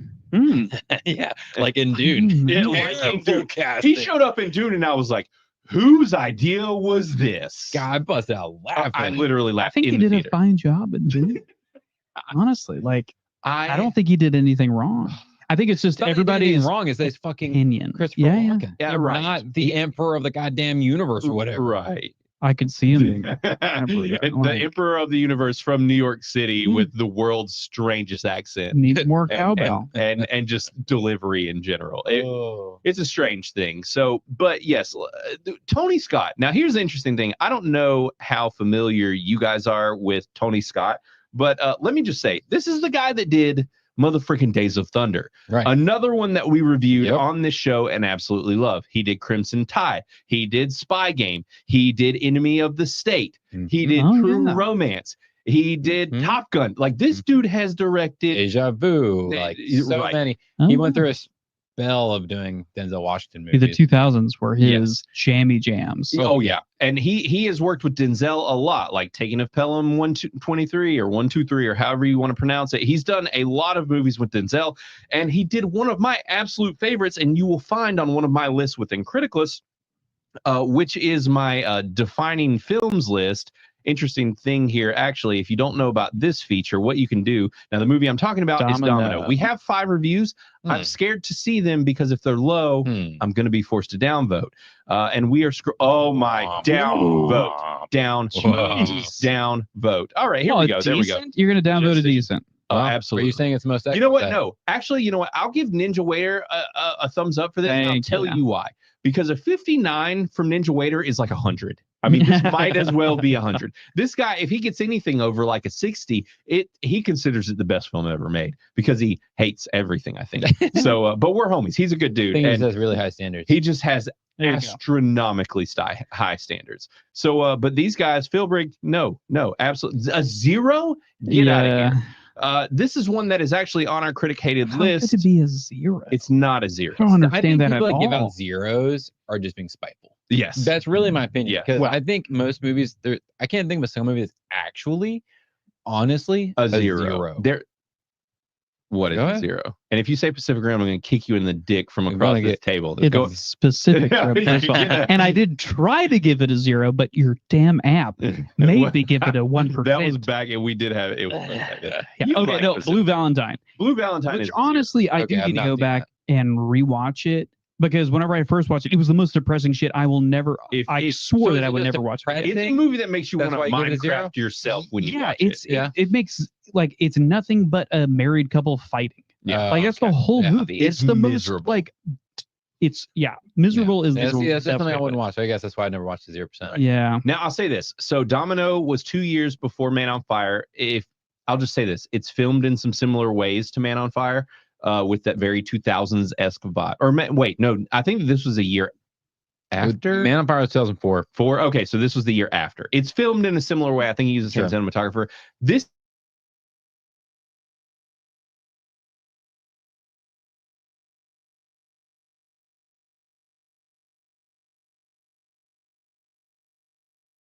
is Keira Knightley at Yeah, her she is. absolute sexiest. She is awesome. It films. What I was going to there's if you don't know this tab here that you can click over to, and it's actually on two. I'm the only person that has put them on lists, but it was in my defining films, and it's right up near the top. I Does love that this. show everybody that you're friends with? No, their just list. anybody in the app that has put this movie on a list. So everybody. Everybody. Holy shit. So Everybody. you're the only person who's Yep. put it in 2 lists. Yep. Wow. Yep. So you'll see if you go over to this list tab on movies, you'll see a lot of lists. It's a great way to find out about lists in the app as well if you did not know that that feature was there. So yes, but Tony Scott, this dude's done an epic crap ton of movies. And this movie is generally quite loved. It has an 86% by 36 voters on Criticless. That is a lot. It is streaming quite a few places like Hulu and Disney Plus, AMC Plus. And then obviously all the places you can buy it. Now, did you guys watch it on Hulu or Sail the Seven Seas or so Chris is sailing? I Hulu'd it. Okay, me too. Yeah. So I got rid of all of my subscriptions. Oh, really? Except for Crunchy. Okay. But just because animes are spotty to get on even pirated especially sites. if you're doing anything other than subtitles. Yeah. Or even with subtitles. I only do there's Really? one that I've done without subtitles. Yeah. Really? You don't do what is it, dubbed? There only one. Okay. Because it really just comes down to the vibe voice that I'm actors. picking up. Yeah. Yeah. If the Well, it's voice also like actors the don't newer fit it. ones are filmed with that in mind. Right. So it Yeah. works. Yeah. A lot of the newer animes, actually, the dubbed is quite good. They've gotten to where, now granted, you'll see a lot of people's voices show up regularly.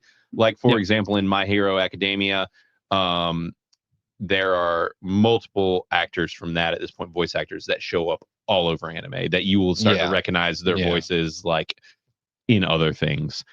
If you're in these big animes. So anyways, but back to Man on Fire. So this movie, as far as everybody, did we all see this in high school, like back in the day? Yeah. Yeah.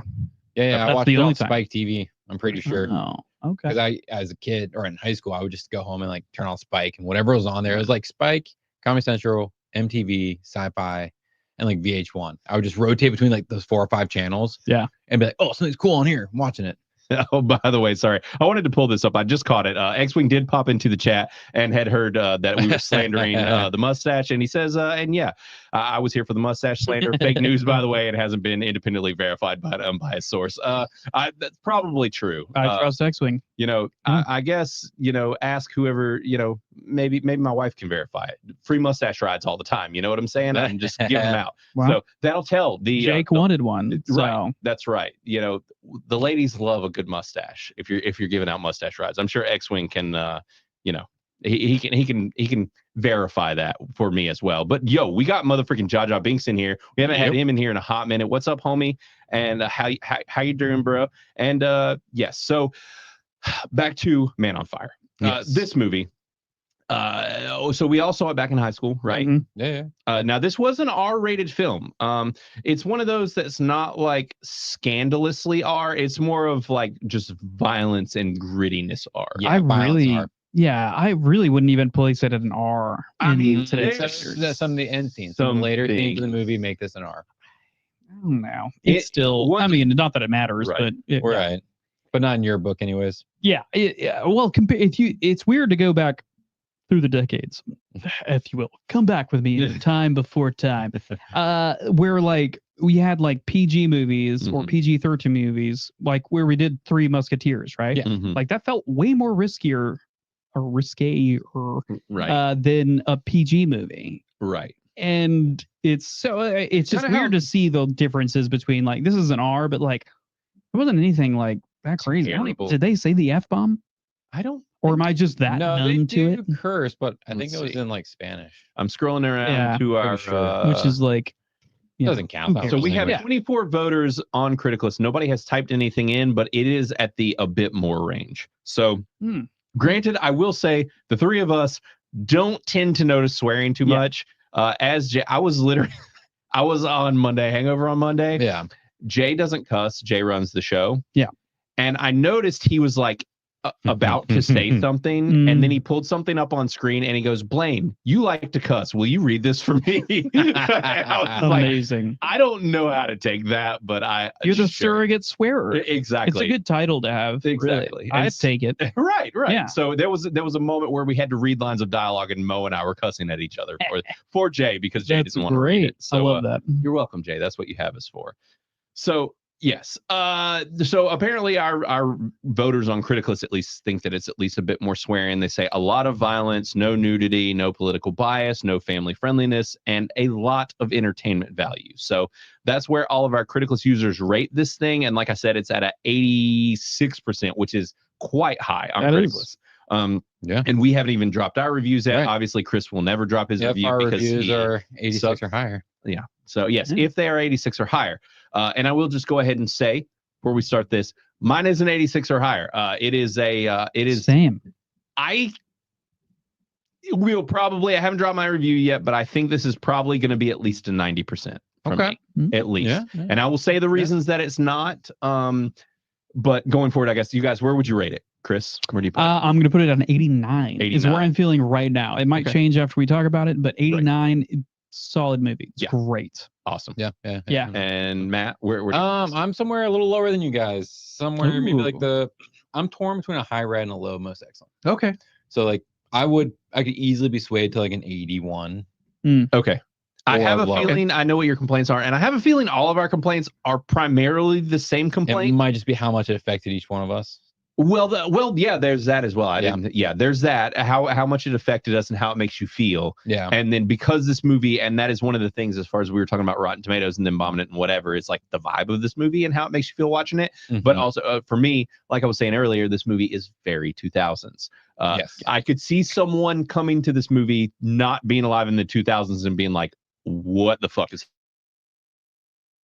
happening? It's jarring. Yeah. But there's one specific portion of this movie that feels extra 2003 or 4, and whatever. It's not, as Jim T said, the explosive plug, which is what he's saying is yeah. Which is, I get it. Yeah, what he is saying is the rated R thing in this movie. But no, there's nothing. That's not right. No, that's not rated R at all. No, yeah, they didn't show it. It's so censored. Yeah, they didn't show anything. A dude in boxers. Right. Yeah. There's some torture scenes, which is what puts this into the right. Okay, sure. Yeah, is what I was like. That's obviously an R rated. Okay. Right. The fingers. Yeah. Well, and more than just there's other things that happen throughout, but yes, there's torture. There's things. They don't show it explicitly. They get pretty darn close enough that if you showed that to, it's not like Saw. You got to think about the rating. Do you want us to show a 13-year-old that? Right, because you got to think about our ratings. There is like to rated blood R. splatter as it's happening. It's like the camera is on the face and blood is splattering on people's faces. It's not something you show to a 13-year-old. Okay. So I think maybe if I don't know if that's where their level right, because we don't have anything 13 and R. Like this is, and even just honestly, the tone and the subject matter puts this into R. Like child abduction and murder, like murder, and this is not just any revenge thriller. This is a pretty like brutal, heavy revenge thriller. As like so. Yeah. Now, obviously, Chris and I are pretty high on it. You're still quite high on it, but.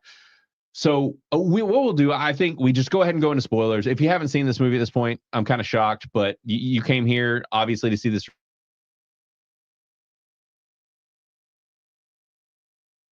review. Chances are that you've probably already seen it. If you haven't, then just the 80 and above range. Criticless is a very high score. We are freezing once again. Sorry about that, guys. Man, tonight is it's drugs. A lot. Yeah. So but yeah, this movie is wild, and it sounds like JJ hasn't seen it. So yes, you need to see this movie. Highly recommend it. It is very loved. It is, like I said, it's a revenge thriller. This is about Denzel. He becomes a bodyguard, and he has never done that before, but he has essentially been an assassin, whether it be for governments and otherwise for years, and is dealing with a lot of guilt and regret over his life choices for his job, and decides to become a bodyguard for a child in Mexico because apparently child abductions were really high at the time in Mexico. I think that's one every hour. Right. And essentially he wants to protect this.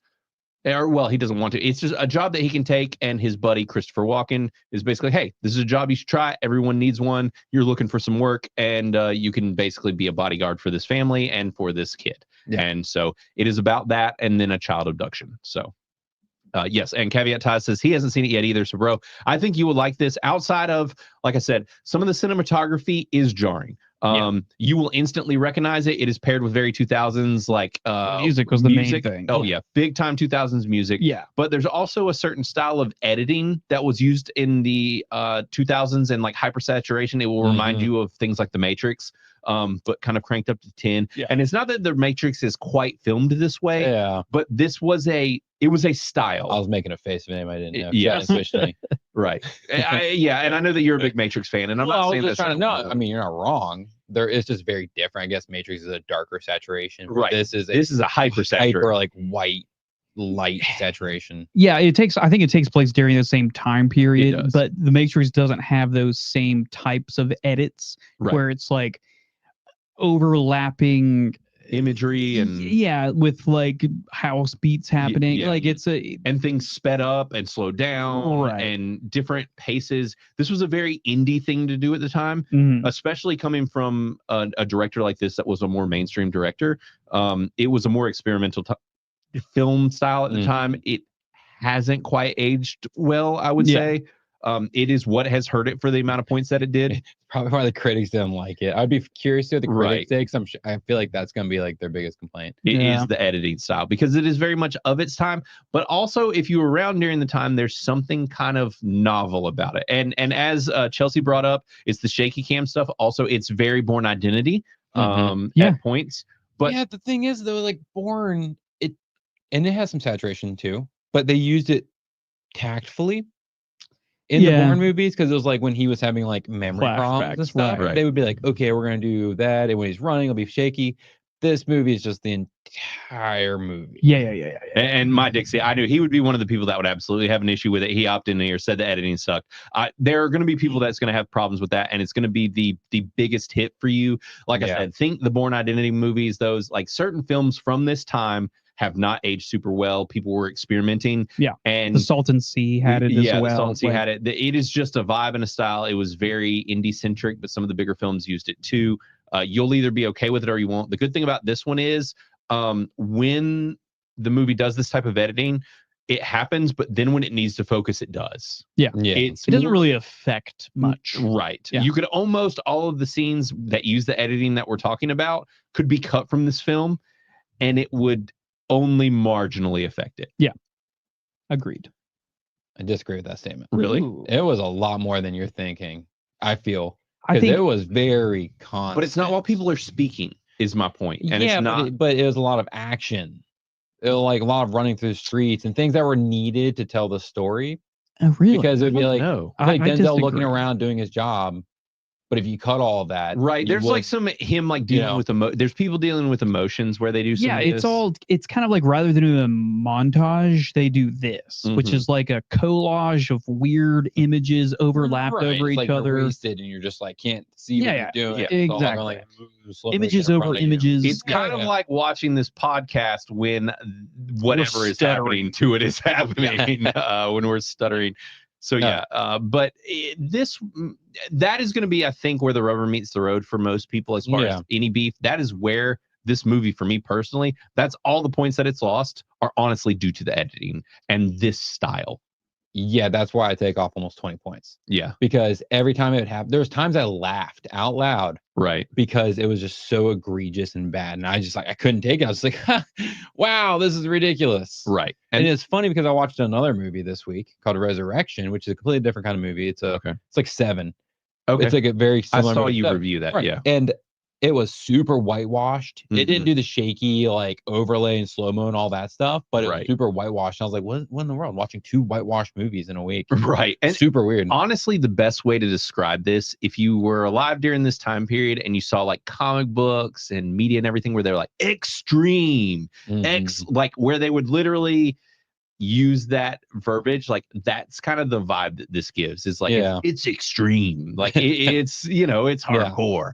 Like that was a very like late 90s, early 2000s type. And I'm sure like from every era and generation there are things like that stand out, where it's like honestly the things from the 80s like that I feel like almost aged better than something like this per se. I agree. I mean, you're right, and Chris was right. Like it definitely puts it in a specific slot of time, And I think it was where these directors did a couple movies and they were like, we're trying something new to be edgy. And then they were like, well, this doesn't fully work that well. And it's not going to like be a super successful thing to do. Right. And they didn't know that at the time, I don't think. You know, they're just like, hey, I'm trying out something cool. Nobody's ever seen this before. But then you get, 20 years down the road and you're like, it was cool back then. Now, maybe not so much. But as like Marshmallow said, he said during the Ransom Call Money drop, they did a lot of the chaos edits and non-liner storytelling and agreed. So it's like some of that stuff couldn't be cut out, kind of like Matt was saying. Well, and that's the thing is if they had just toned it down.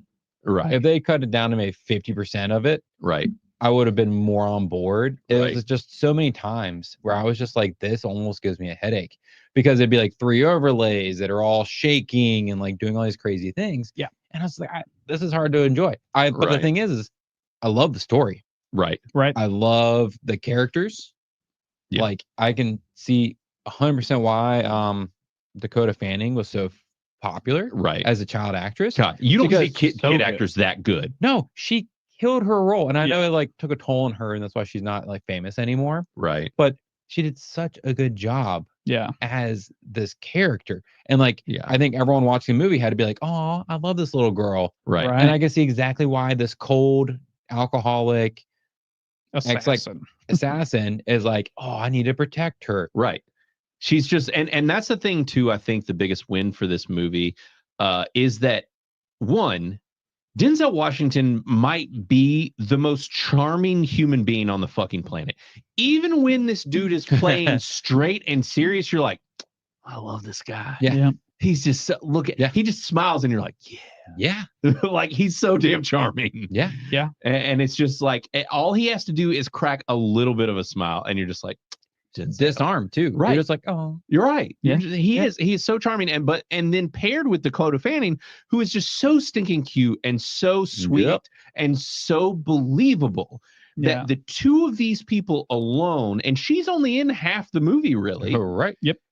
Sell this thing to the fucking moon and back. Yeah. They're both so good For and sure. so appealing to watch. And they had great chemistry together. Like they work. It's just they sell this movie. They really, really do. Yeah. And that's why even just these two actors alone paired with the writing and the story of this movie, I cannot wrap my head around how any critic could logically give this movie anything under, like, if you're talking out of a 100-point scale, it's like anything under like a 60 or 70, right? Just from those two and the performance and the writing and like that level of execution alone. Mm-hmm. Yep.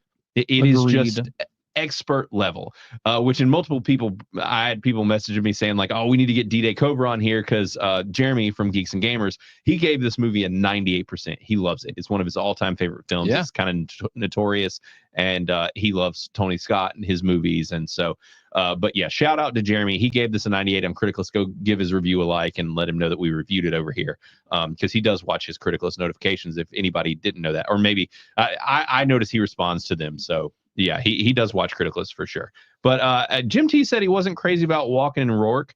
I'll say I liked Walken in this, actually. I am usually kind of a coin toss as if I like him. I don't know, Matt, how you felt about it? He was kind of meh. Really? It didn't feel like it fit their relationship. I don't know if it's supposed to be like he was a mentor or they were supposed to be the same age. Right. But it didn't fit however they were talking to each other. Right. Like it was like, oh, we came up together. Well, and Walken looks 30 years older. They call that out though. They literally had a conversation about him being older. Yeah, I don't know. It just didn't. They didn't do a good enough job building that backstory, like to make you care about or understand. Christopher Walken's. Yeah, I can see that because they didn't really go into it. They were like best friends. Like I get the relationship. It just didn't feel. And I think there wasn't any feeling behind it. Yeah. They're military buddies, so that's another thing where it's like that is common to become buddies when you're in the military with somebody and that sort of thing. So it's like having that age gap and whatever. It worked for me. I'm typically quite picky about Walken because he stands out like a sore thumb in most things to me. I thought he was really solid in this personally. I love Walken. Now, as far as he brought up Mickey Rourke, what was shocking to me is this was before he had had all the crazy plastic surgery and he looks normal. Yeah, this is when you can tell that he was once an attractive guy. Right. Because he has that like rugged, like kind of attractitivess to him. Right. And he had so much he plastic surgery after that like he looks like a different person. Yeah. It's just kind of sad. It's like once he showed up, he did that movie, The Wrestler. I think it happened around that time.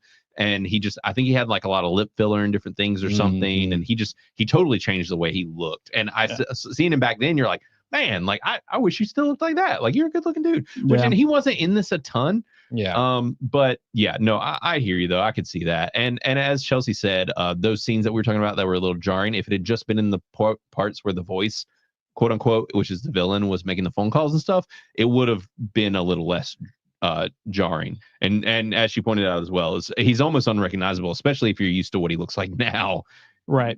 And see, for me, the use of that like style of like shaky camera and all that works well if they're trying to get us to feel what the character's feeling. So like when Denzel's like drinking, sure, and they're doing that, great. When Denzel's like freaking out, like he's realizing something's going on, and he's trying to take it all in, perfect. Because we're going like, what's going on? But when they do it constantly to us, to me anyways, I'm just like, I don't know what I'm supposed to be feeling. Because right now they're showing the sky and they're shaking the sun. I don't know what this is supposed to mean, but I'm not feeling anything. It means extreme. Extreme. Its emotions are happening.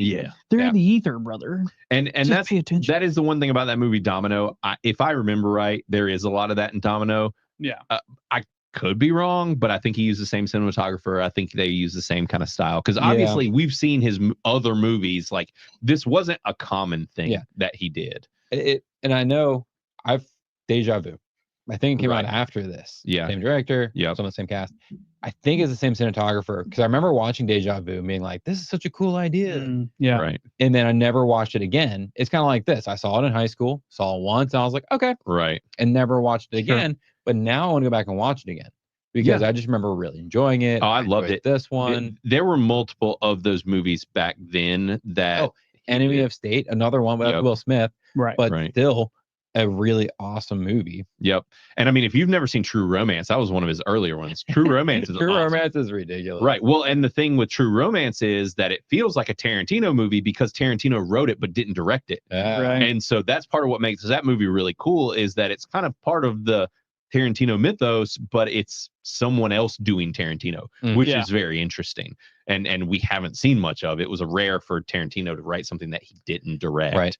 But it was so cool because I remember watching it when I probably shouldn't have. And what's her name is doing her like striptease dance. And I was just like, whoa, I should not be watching it. My parents let me watch a lot of Arnold Schwarzenegger movies for whatever reason. And I was definitely underage for that stuff. And I was just like, this is awesome. He was America's hero, man. He was. I remember Stallone. like American, The Last American Hero. Speaking of American heroes.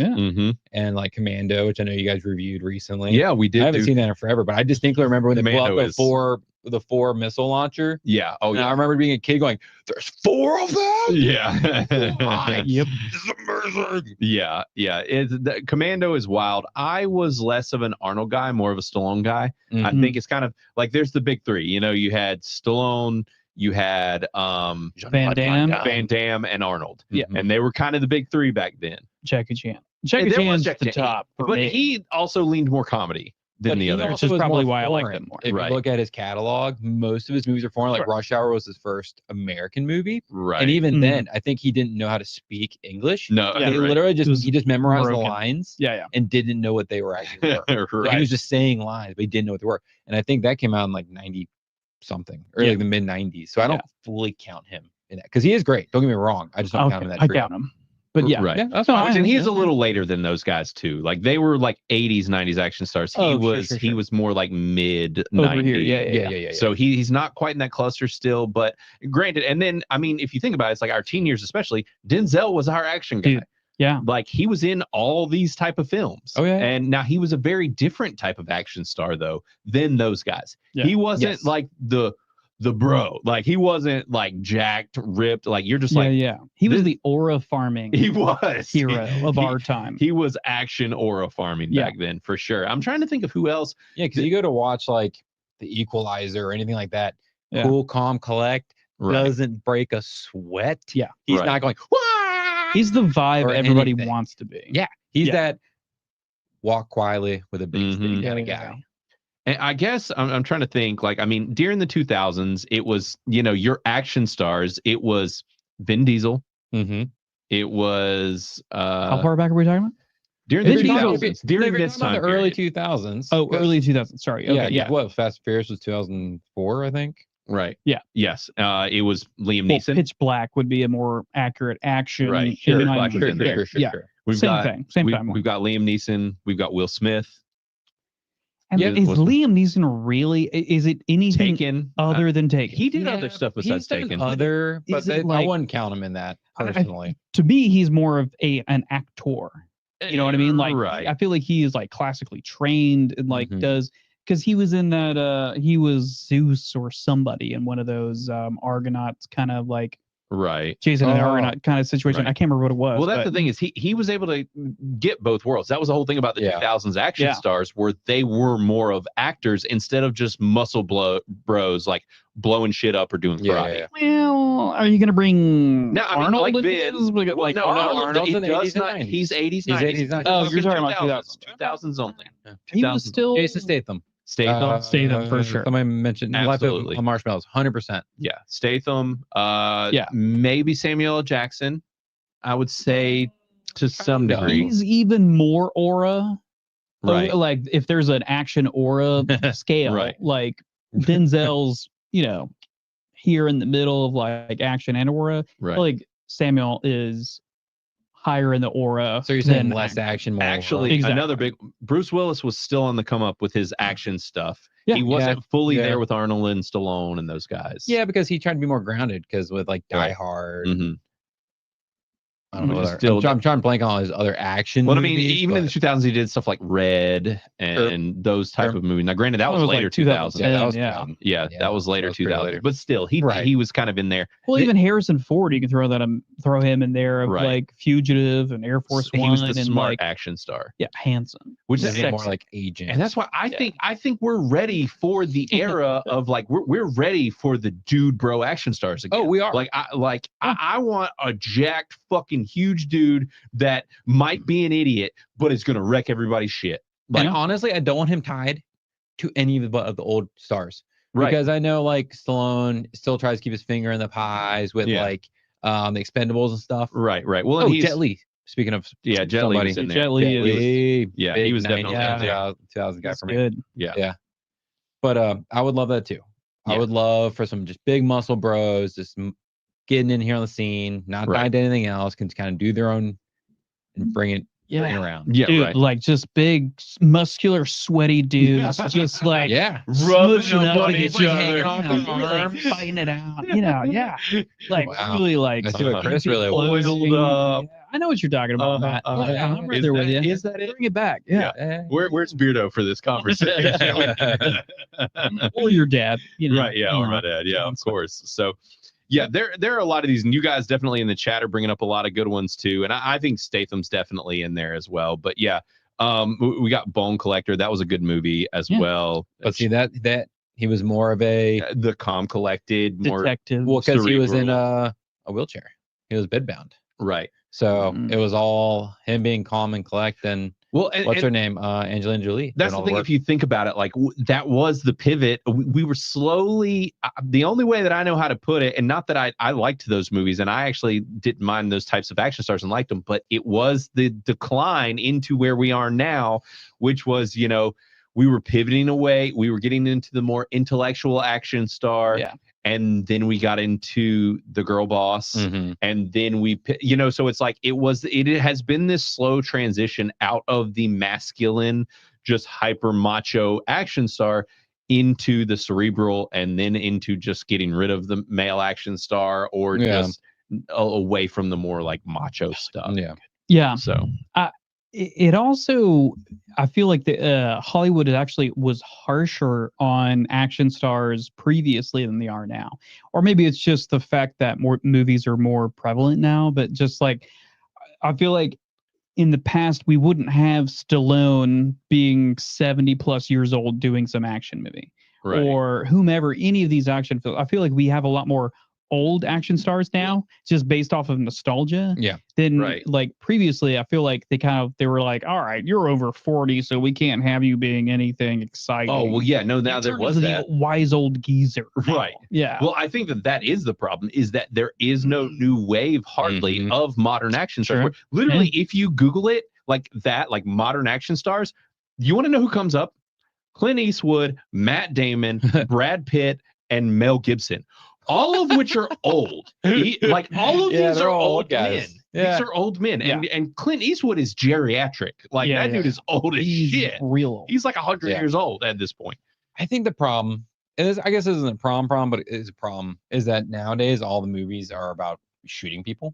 Right. And we've gotten away from like strength and like physical fighting, because Right. honestly, there are modern day people, Glenn There are. Powell, what's this, Chris Pratt? Well, that's But what they're I was all gonna say. like military shooters. That style, right? Or even Jeremy Renner, like he's Yeah. kind of one of those. He's Yeah. carried over from the 2000s, but is still younger. But that's the Tom thing. Cruise. Tom- How could we forget Also old and done. Tom Well, yeah, Tom Cruise Cruise was a big one. was For sure. one of the biggest action stars ever? But that's the thing, is so we've got carryover during that time where it's like, if you really start digging in, it's like you've got, they're not the muscle bros though. You've got your Charlie Hunnam, like I said, your the only one that kind of fits in that, and everybody's just kind of over him, is The Rock, right? And we do have Dave Bautista, who is now skinny. Yeah, you got the WWE guys, which Um, I think Cave Titties mentions down here. Yeah, John Right. Cena. Now, John Cena is the big one, and John Cena is bringing that back, and he's also a good actor though as well. Yeah. So he is definitely one that is But helping they're all us come back. 2000 bros. I know. And 90s guys. I know. Yeah. And that's the thing. A lot of these guys are older. We're so that's going to be interesting, is if we get this newer, younger, like action star. Yeah. Are we going to get the resurgence? Is it going to change and get back to more how it was in the early 80s and 90s? Or are we going to stay in this kind of more cerebral, smaller dudes? Where it's like, that's the thing, is if I was an actor and I got cast in something, I would want to do like the early like days of Marvel, where like these guys would go from being either slimmer or fat or whatever to being like Chris Pratt and got jacked as shit. Dude, I would want Like- to show up like Hemsworth. Oh yeah, for sure. I want to show up like a god of fucking thunder. Yeah, right. If I was on set, I'd be like, Right. But it's also kind of like, that's what was necessary for those roles at that time. Yeah. And it takes a lot of effort. Mhm. Like, I'm sure if you ask sure, any but of if these you do it people, for a role, then you do it Right. for a role. Right. You How do many it people for- look like it's Lost kind of like the pictures of Vin Diesel, where you see him in, or even like Ben Affleck, where it's like they finish filming and they're like outside with a cigarette and a pot belly, like and they're just fucking like depressed "Fuck and shit." that." But Right. if you were an actor now, Right. and you have this ability to be more skilled based, to where it doesn't require you becoming a fucking Thanos body, Yeah. Right. like, of course you're going to choose that, Right. because it's less work. Oh, absolutely. Well, and it's kind of like how what's his face? That's the new Batman, Sparkle. Edward freaking Norton? Edward. No, not Edward Scissorhands. No, you're Robert thinking Pattinson. Robert Pattinson. Robert Edward Pattinson. is his.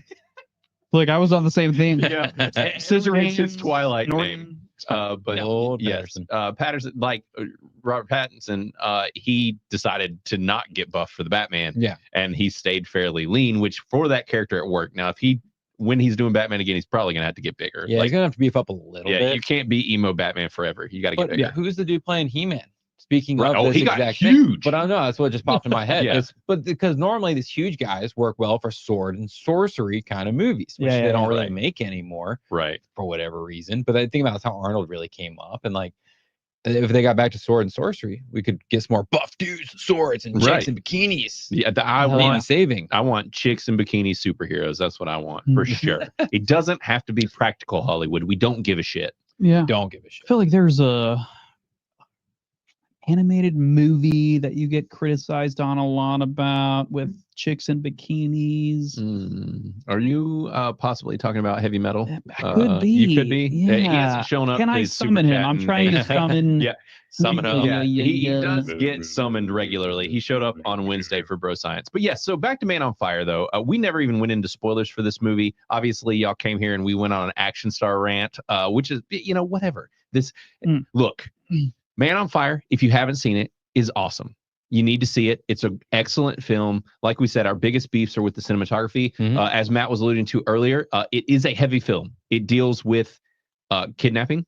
And I don't know, Matt, how did that vibe with you now, having a kid and like? I mean, seeing it that? definitely hits harder. Oh, it does. And that's why I do appreciate like having a kid. There's things that hit a lot harder now when it comes to movies. that like, yeah, I enjoy it. And I can understand like taking kids is bad, but like the emotion. That's what in this movie, I feel like there's such a great emotional connection, not between like her mom and her, but really between Denzel and her. Because one of them helped literally is like, oh, you're her dad today. Right. Yeah. And man, that moment hit. There are a lot of moments like that in this movie. Movies rarely make me cry. I got the single tear. You heartless bastard. I cried 3 times in this movie. There were several times I teared up. I don't think I actually cried. I was bawling for a minute. That makes sense. Yeah. Yeah. I mean, but you tear up easily. I do. I'm an emotional season myself to no, I'm heartless. Yeah.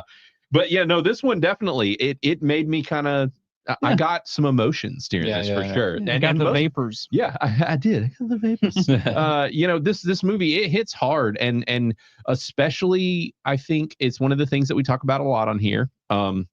Is the problems with modern Hollywood and their writing. There's a lot of really good writing between Denzel and Dakota Fanning. Yes. I was about to say Ellie. I was mixed it up too.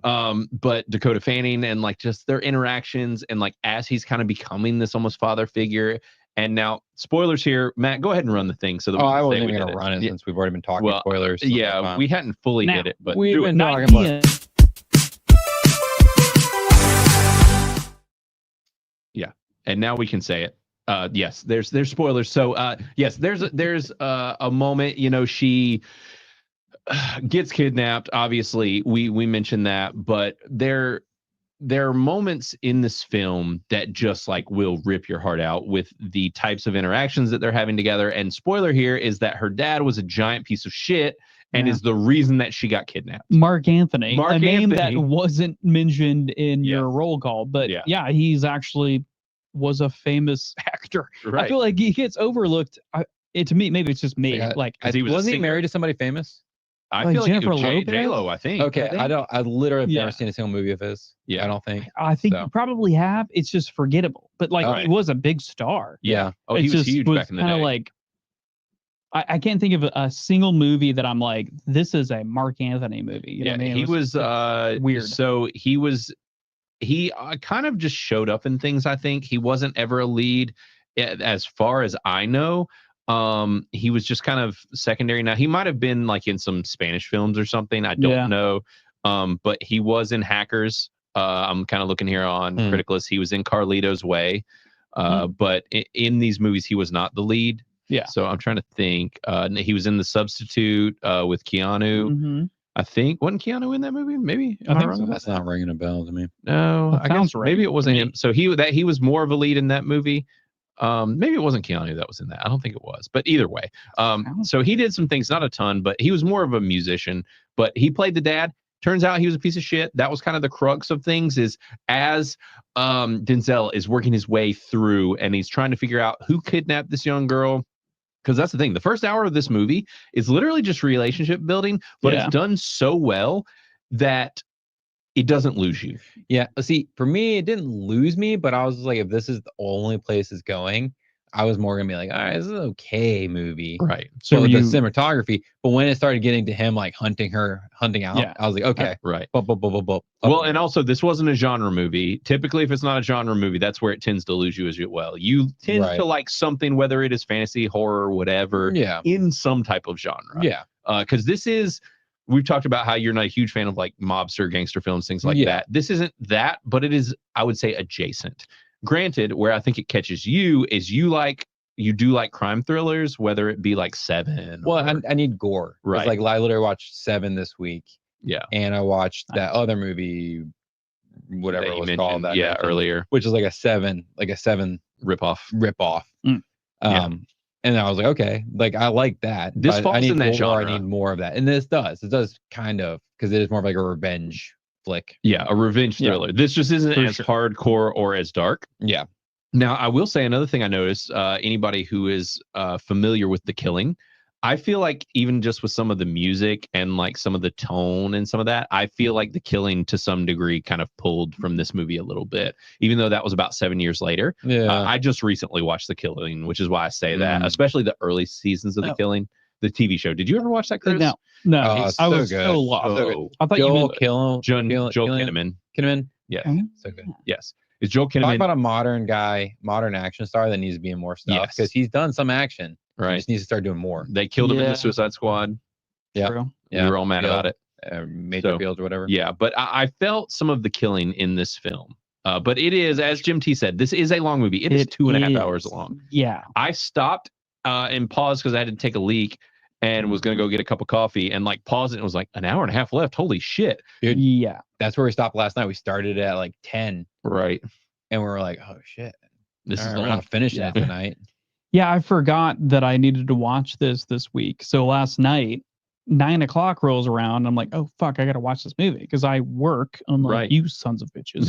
And so I was like, well, I can't do it tomorrow, obviously in time. So I fucking was up till 11:30, which is way past my bedtime because then I'm an old person. You are an old man. But yeah, no, it is a long movie, and I thought that I don't actually have any gripes against it, right? Aside from like the cinematography with like doing that, kind of like world building in the 2000s style. Right. It could have been left out, but it really wouldn't have saved that much time. Like I feel like they did a good job with There's a lot of character building. that. Yeah. It was a lot of character, story building, relationship between the two characters. Yeah. Really, that's the main thing. So I feel like they utilized their time well. I can't think of anything specifically that they could cut down on it. Yeah, I feel like it was just, I think it was like you're saying, there's like a lot of shots. Yeah. That they just included that weren't fully needed. Right. They probably could have cut it down. I mean, it might have cut it down 10 minutes. 10, I 10 think minutes. if they started adding it up, it might be more than you think. Maybe. But yeah. I mean, I felt the time, but I didn't feel the time because I broke it up. Right. That'll change it too. But this is one of those like I think it is a quite well written movie just with how it's structured and everything. Yes. There's some great lines like that, and even with the young girl where they're sitting there, they're in a car together, and she's just like, being black, positive or negative? In Mexico. Like, holy specifically shit, in Mexico. Yeah. And he's just like, time will tell. Like he's like, no more questions. Right. We're not talking anymore about this stuff because I don't want to talk about this. It was very short lived, like his hard ass persona. Yeah. Which I appreciate that they didn't linger on to that too much. I think it was perfect. It was like the first 30 minutes. He's a hard ass alcoholic, doesn't really want to do this job. I want to communicate with people, like right. Yeah. And then the next 30 minutes are him opening up and being like, oh, okay, I'm a softie for this girl. Right. And then the last hour and a half is him getting emotional and going through some shit. Yeah. And it is earned. That's the thing. And I think a lot of Hollywood stuff now kind of misses that, where they just waste time in other places and things don't feel earned. This movie, the kidnapping felt earned. His revenge felt earned. And you're just like, holy shit. And the mom is like, kill everyone. And Denzel says, guess what? Bet. That was my favorite part because like nobody else said that. Like the way they built it was he went and talked to the reporter, or the reporter came to talk to him. And he didn't come out and say it. He wasn't like, I'm going to kill anybody. I'm not going to do it. He was just like, you'll find out. Right. And then I think then he talked to like the police. Yeah. Or he maybe talked to the police guy first. Yeah. Or the FBI-esque kind of character, and was just like, I'm just going to do something. And he wouldn't tell anybody because obviously, why would you? I appreciate Denzel movies. I feel like they're all so smartly written. Yeah. Whereas plenty of other movies are just like, well, this is a freaking plot hole. Right. And instead, they were just like, we can't do anything. Everything's corrupt. We've talked about the corrupt cops multiple times. Boom. Here we are, a third party that can come in and clean house, and we're just going to let it go. Let it be. And it makes more sense in an environment that they're in, to where it's like, right. Everybody knows. Like, I love the character development that did with the guy who is basically the FBI agent. Right. It's the Mexican FBI. Yeah.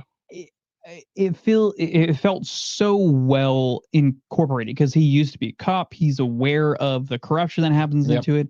And he just kind of knows that he's helpless or powerless in those kind of situations. So he's willing to take advantage of this situation to where it's somebody who can go in and just murder people and they're okay with it. He's also a fucking fantastic actor. I think he's probably even like, he's great in everything he does, like US movies, but I think he's also even more popular in either Mexican like or Spanish movies. So, but he's fantastic. I feel like so many of the characters in this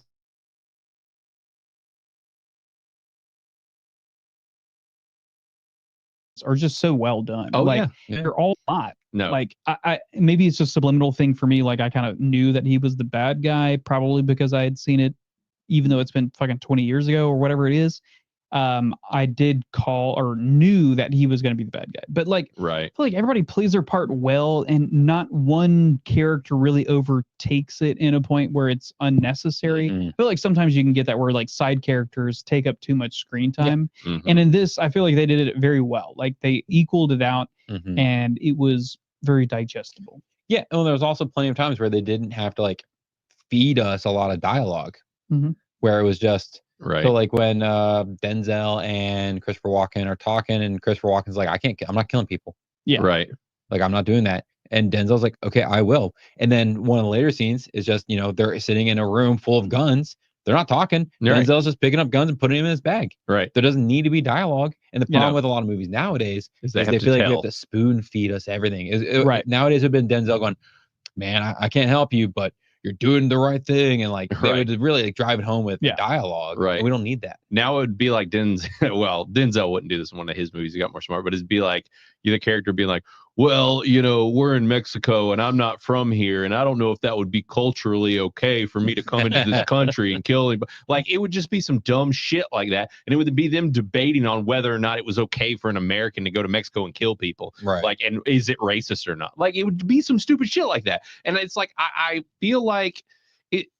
There would be a time where I would make that comment and it would be funny, but like now it's just like no, they'd fucking do that. Like that would really happen. Yeah, they would there'd put be a that in whole a movie. dialogue around that instead of them going, and it was almost even unspoken. Right. I think that the cops might have or the cop and the newspaper reporter might have had like a small little dialogue about it. Right. But it would have been this whole scene that would have been dragged out about like, is this okay? Like, is this morally acceptable? Instead, we're all like, this is fuck that is being allowed to happen. Somebody needs to do something. Yeah.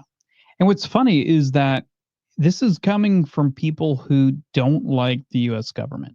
Right. I feel like there's so many movies that call out the government of the United States doing shady shit, starting wars here and like, overthrowing governments. And like, we all know it's happening. We fucking are all opposed to it. We fucking don't trust the government, don't like it. But it gets so overdone sometimes to where like you're just sick of hearing it.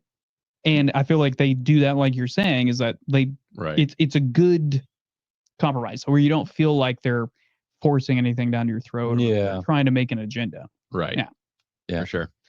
So, but yeah, no, I think, all in all, this movie, I mean, we've kind of walked through it. Obviously, Denzel, he gets his revenge.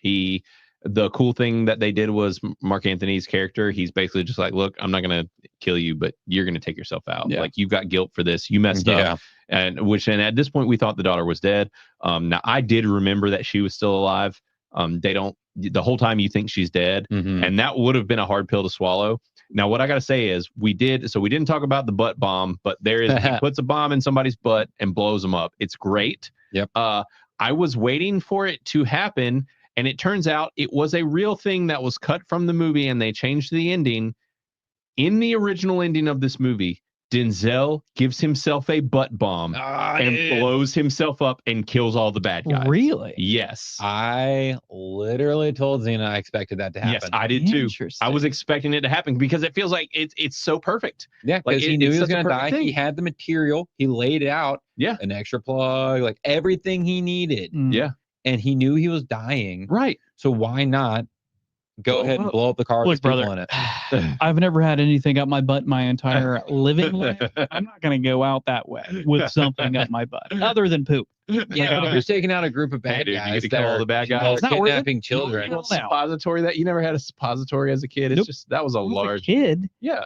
Y'all like for what? I don't know. You get sick and they gotta like give you medicine up your butt. They never did. You never had that happen? No, did you ever have a suppository as a kid? Am I the only person? Yeah, I mean, I had a special scan because I had like problems, and so they had to do like a you're telling thing me on my butt, anyways. But that was because I had to like that was like how they had to put the camera up there, whatever that scan's called. I can't remember what it's called. Either way, well, that was the only time I've never had a kid. You never had to give your kid a suppository. No, I can't remember. I Which literally have never stuck anything on my child's butt, really? like a thermometer or anything. No, but like you do Glad the we're thermometers, clearing you have to this do like up. thermometer. Yeah. No, I know. Yeah. But yeah, no, it's like suppositories aren't like the go-to. Right. That's like option F. Once you've gotten past like orally, like it's on the skin derma, like I feel like butthole is last resort. El Capitan, if you're I see that you popped in wondering if you missed News for Boomers. No, we're talking about sticking things up your butt. So Different things. Yes, different things. This movie has a butt bomb. And yes, Life of Marshmallows, we are talking about the alternate ending, which is that the alternate ending of this film is that Denzel sticks a bomb up his butt and kills all the bad guys. So yes, in the and of course my wife would come in at this moment. My wife. So yes, and these guys are claiming that they've never dealt with a suppository. Now I don't remember ever having to have one, but we did deal with them with our kids.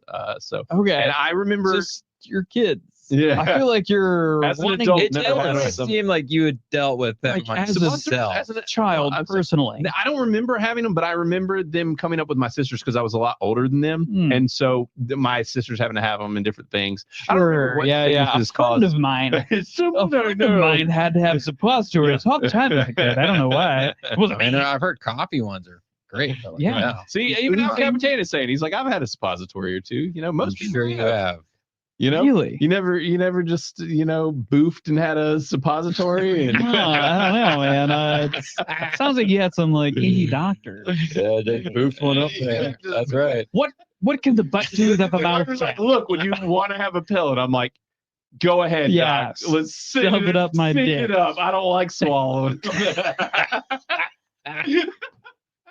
It's a plain request. Yeah. You know. Send it right on up there, doc. Yeah, full send, dog. I give you full permission. Just go ahead. Let's go ahead, buddy. I'm curious now the number of people who have had suppositories opposed to people who haven't, because I've literally never had As anything on Sid my said, yes, kids with fevers regularly have to have them because kids can't swallow pills, and sometimes they have to take pills. That I remember when our kids were young that had to be the case, because if they haven't learned to swallow pills yet, it's very common. I bet you had tons of suppositories, kid. That's Chris. That's probably why you're secretly a homosexual, and it's from all the suppositories. Well, you underestimate the religiousness of my family. They're like anything butt related, whether you're man, woman, or otherwise, it's awful. Yeah, that's straight sodomy. The devil. Can't happen. Exactly. It's written as a sin. Yep. So no, Well. I mean, I'm sure I probably had like a thermometer, Right? Like not a pill. Like a suppository is like a pill, right? Pill. It's It's something a that's pill. delivering Like butt something pill. into your butt. And clearly Denzel is experts with them. But yeah, apparently Fox did not with they cut it from the movie. They were like, this is way too risque for Denzel to get something up his butt. Yeah. Random Mexican guy, absolutely. Denzel, nothing's going up that butt. Yeah. I feel like that Mexican dude should have like been a little more like freaked out. Yeah, he was. Because not I mean, alarmed. he would have felt it. He would have Right. known it was there. You know. I was waiting for I don't where know. he was, where the Mexican dude is gonna like shit out the bomb. Like that's what you try to do when there's No, a butt Denzel bomb. told You're him like, not to this is move. coming No, out. Denzel told him not to move, and the thing was, it would have just gone by his feet. I mean, So then yeah, it still would have blown him up. Yeah, people underestimate C4. Like right. it's not a jokey like substance. Like Right. I mean, obviously you can make jokes about it, but it will blow up a shit ton. I will say my favorite of like switching gears, of like the kills, the torture extractions, was the finger removing. Yeah. When he was just cutting off the dude's finger, they cut his ear off, and then it was just like, well, They went there. Bye. Like Yeah. yeah. I appreciated that he wasn't, what's the word I'm looking for? Like he was trying to deceive him. He was just like, you're gonna die. Right. yeah, You can either die painlessly, Right. or I'm gonna chop I'm off gonna each of mutilate your you. finger. Right. So it's like I enjoy that.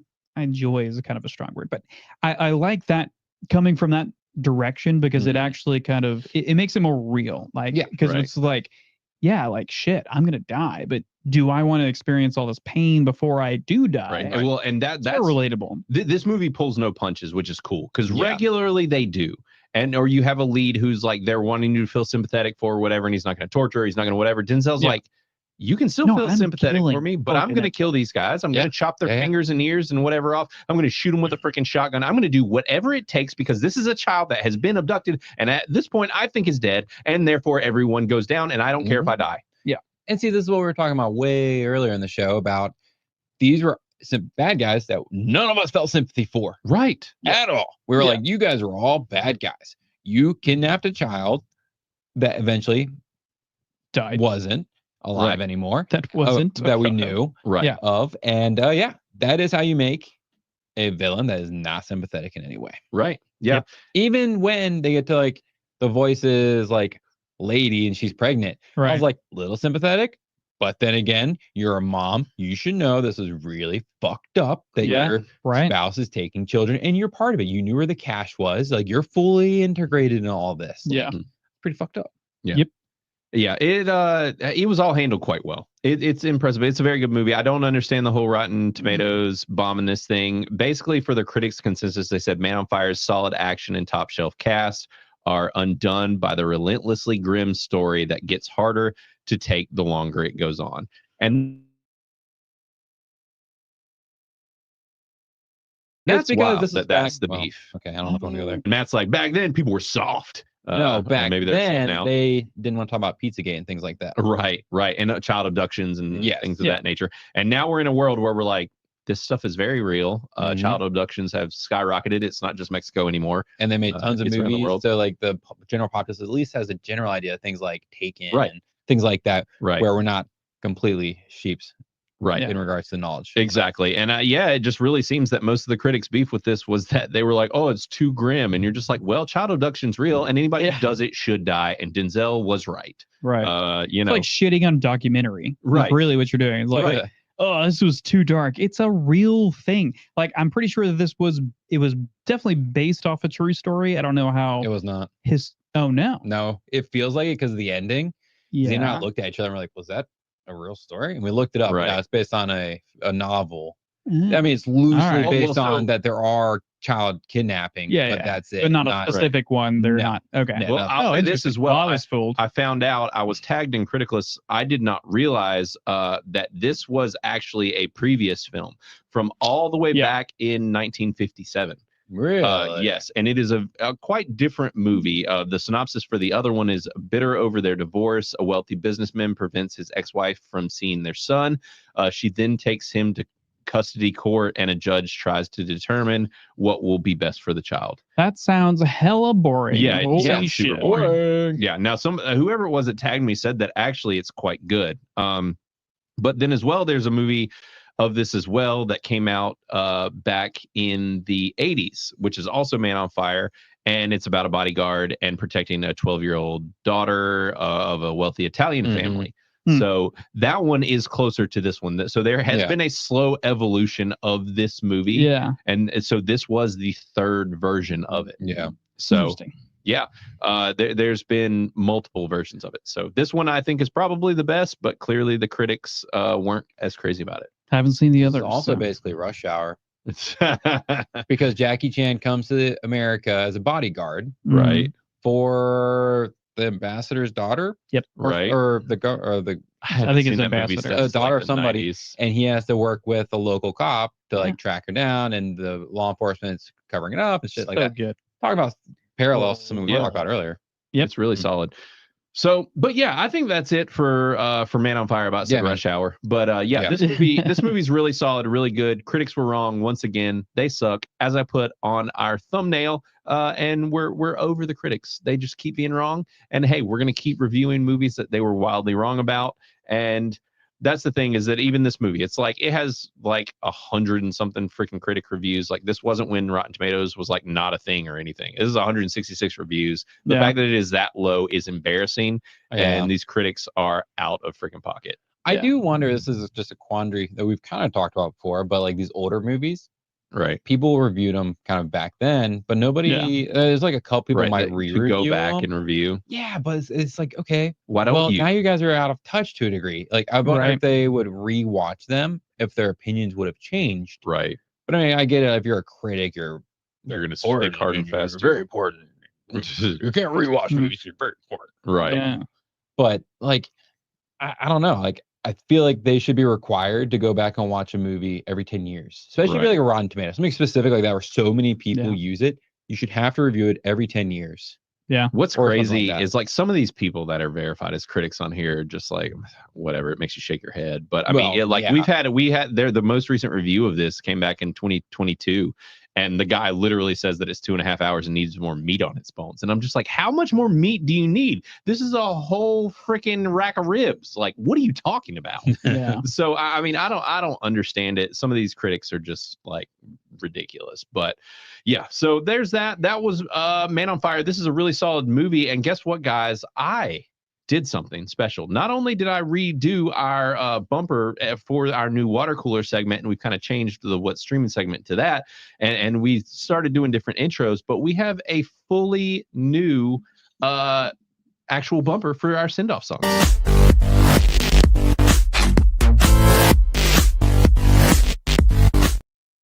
You're welcome. There was that.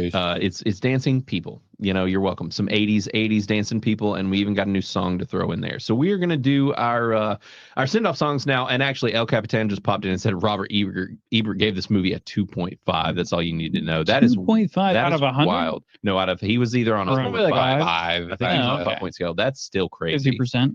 That's wild. Like a 50%. Better than 30 that's on Rotten Tomatoes. Right, which as we know, their scale is just broke AF. But so we're gonna do our send-off songs. This is where we send you guys off with a song at the end of each of us send you off with a song, and we add it to our send-off songs playlist. We have some of you guys that will super chat, and we end up putting those on our send-off song playlist as well. But it's just what we've all been listening to lately, some new music for you to check out, and some stuff that you might enjoy listening to, and it will be on that YouTube playlist as well. But I know these guys have already got their songs picked out, so what we got, Chris is yawning over here. It's way past his bedtime. We'll go So you're welcome. What Go ahead, you Matt. got, Chris? Or Matt? Oh, yeah, I'll go You wanna first go? since he's yawning over there. Yeah. Might have to think about it a little longer. Yeah. So this is a song called Summer Disease by Millington, Okay. and it's like a new age ska band. Ooh, this is okay. your Yeah. second new age ska song you've done. Yeah. Yeah, the I might have been ska the same sound. band. Okay. It's just fun. It's just upbeat. Just, Right. I don't know. And so There's the just something nice about it. right, the band is Millington, and Millington. the song is Summer Disease. okay. Summer Disease. It kind of reminds me of like Zebrahead-esque kind Okay. of. So Cool. It's still it's like ska punk maybe. Is Okay. a better way Yeah. to describe it. Some modern ska. Yeah. Nice. Hell yeah. All right, and Great. Chris, what you Respect got? I have a song by a band called Pile. Like Pile? Yeah. Okay. And the song is called Carrion Song. Okay. Carrion, like Of dead course. animal. Yep. Okay. It's rock. It's really hard to categorize what this band is. I'm sure if somebody were to listen to it and tell me exactly what band it sounds like, I would agree with you. I just can't think of what that band is. Yeah. Grizzly Bear is the only thing that comes to mind, but even that, I haven't listened to them. So just like fucking really forever. indie. is It's where we're- indie, but it's like a talking tone okay. of singing. And there's like a pop band like Smashing Pumpkins almost. It's not that band, or like Right. Radiohead or something that has these types of songs to where like it sounds like that. Mhm. Anyways, it's just rock. That's really Okay. the main thing. But Okay. I enjoy it. It's like it feels more unique than a lot of bands that are out right now, Nice. just in the way that he sounds. Not even Cool. necessarily the music, but that is also more unique. But I enjoy it. Yeah, it's Sweet. good. So Pile is the band. Very Pile. indie Yeah. and Carrion Song. Sweet. Well, my send-off song is going to be by none other than 2000s emo band AFI. Oh, Now, Holy Okay. shit. I'll say this. Anybody that was a fan of AFI back in the day, which I was a big fan of AFI, if you knew AFI, they were like very emo-y mhm. style. Sure. They have completely rebranded. The lead singer used to be the most emo-looking dude on the planet. He looks wild now, has a giant Does look mustache. wild. Have you seen it? Yes. He is unrecognizable. Hmm. Doesn't look emo-y anymore. So he's Like, just dad. No. No. He looks like he's try hard hipster. I wouldn't call He's it try got- hard hipster. No, he looks cool. I wouldn't call that. I think he looks good. Try how to hipsters can look cool. Yeah, they can. Dude. Sure. I think he looks cool. I think he looks Okay. good. You would. I have no idea. I like it better than his old look back in the day. I mean, he kind of almost has like a hippie-ish vibe to him, really. Is Yeah, he's got like doesn't he have like a handlebar mustache, has a but has handlebar like a mustache. big like Jufro. It kind of. It's not even a full. It's not like a Jufro. It's like a curly fro. Like he has a Something- perm done or something. It's interesting. I don't even know what to call it. He's a totally Look it different up. vibe now. Look it up. Yeah, It's I can very show it to you. different. But AFI. so AFI has today. new music out, is all I'm getting at. They have a song called Behind the Clock, and it's very interesting because it is not like AFI's old music. yeah? It's actually more like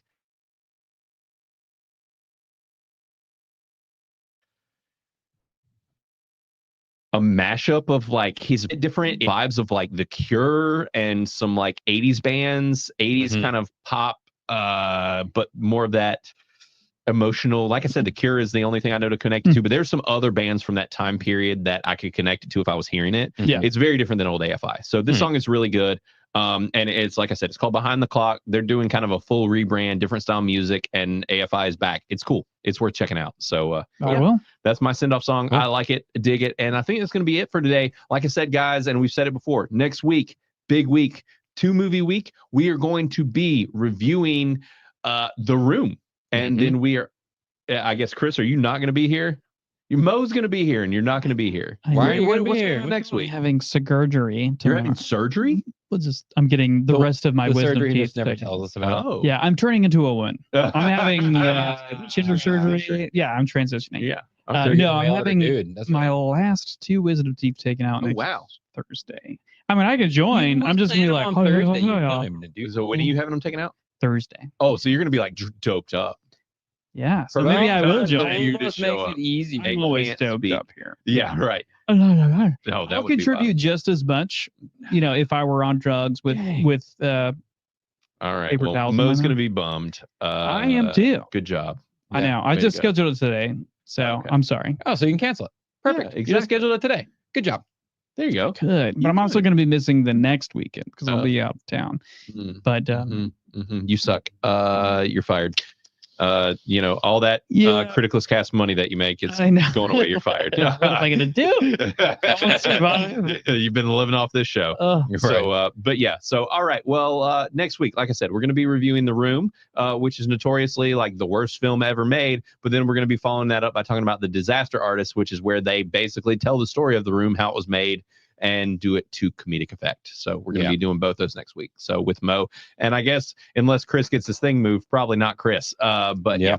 Nobody touches my thing, so Yeah, no one touches your thing. Sure. So, all right, guys. Well, it's been real. Thank you, chat, for showing up, hanging out for this long show. We've almost gone 2.5 hours. It's been a long time since we've done that. Yeah. So, thanks for everybody that was in and out and whatever. Those that are viewing it after the fact, we know a good bit of y'all do that too. So, guys, it's been real. It's been fun. Thank you so much, and we will be back before you know it next week with Mo Zamboni. Later. Yeah. Take it easy. Ciao, y'all. peace.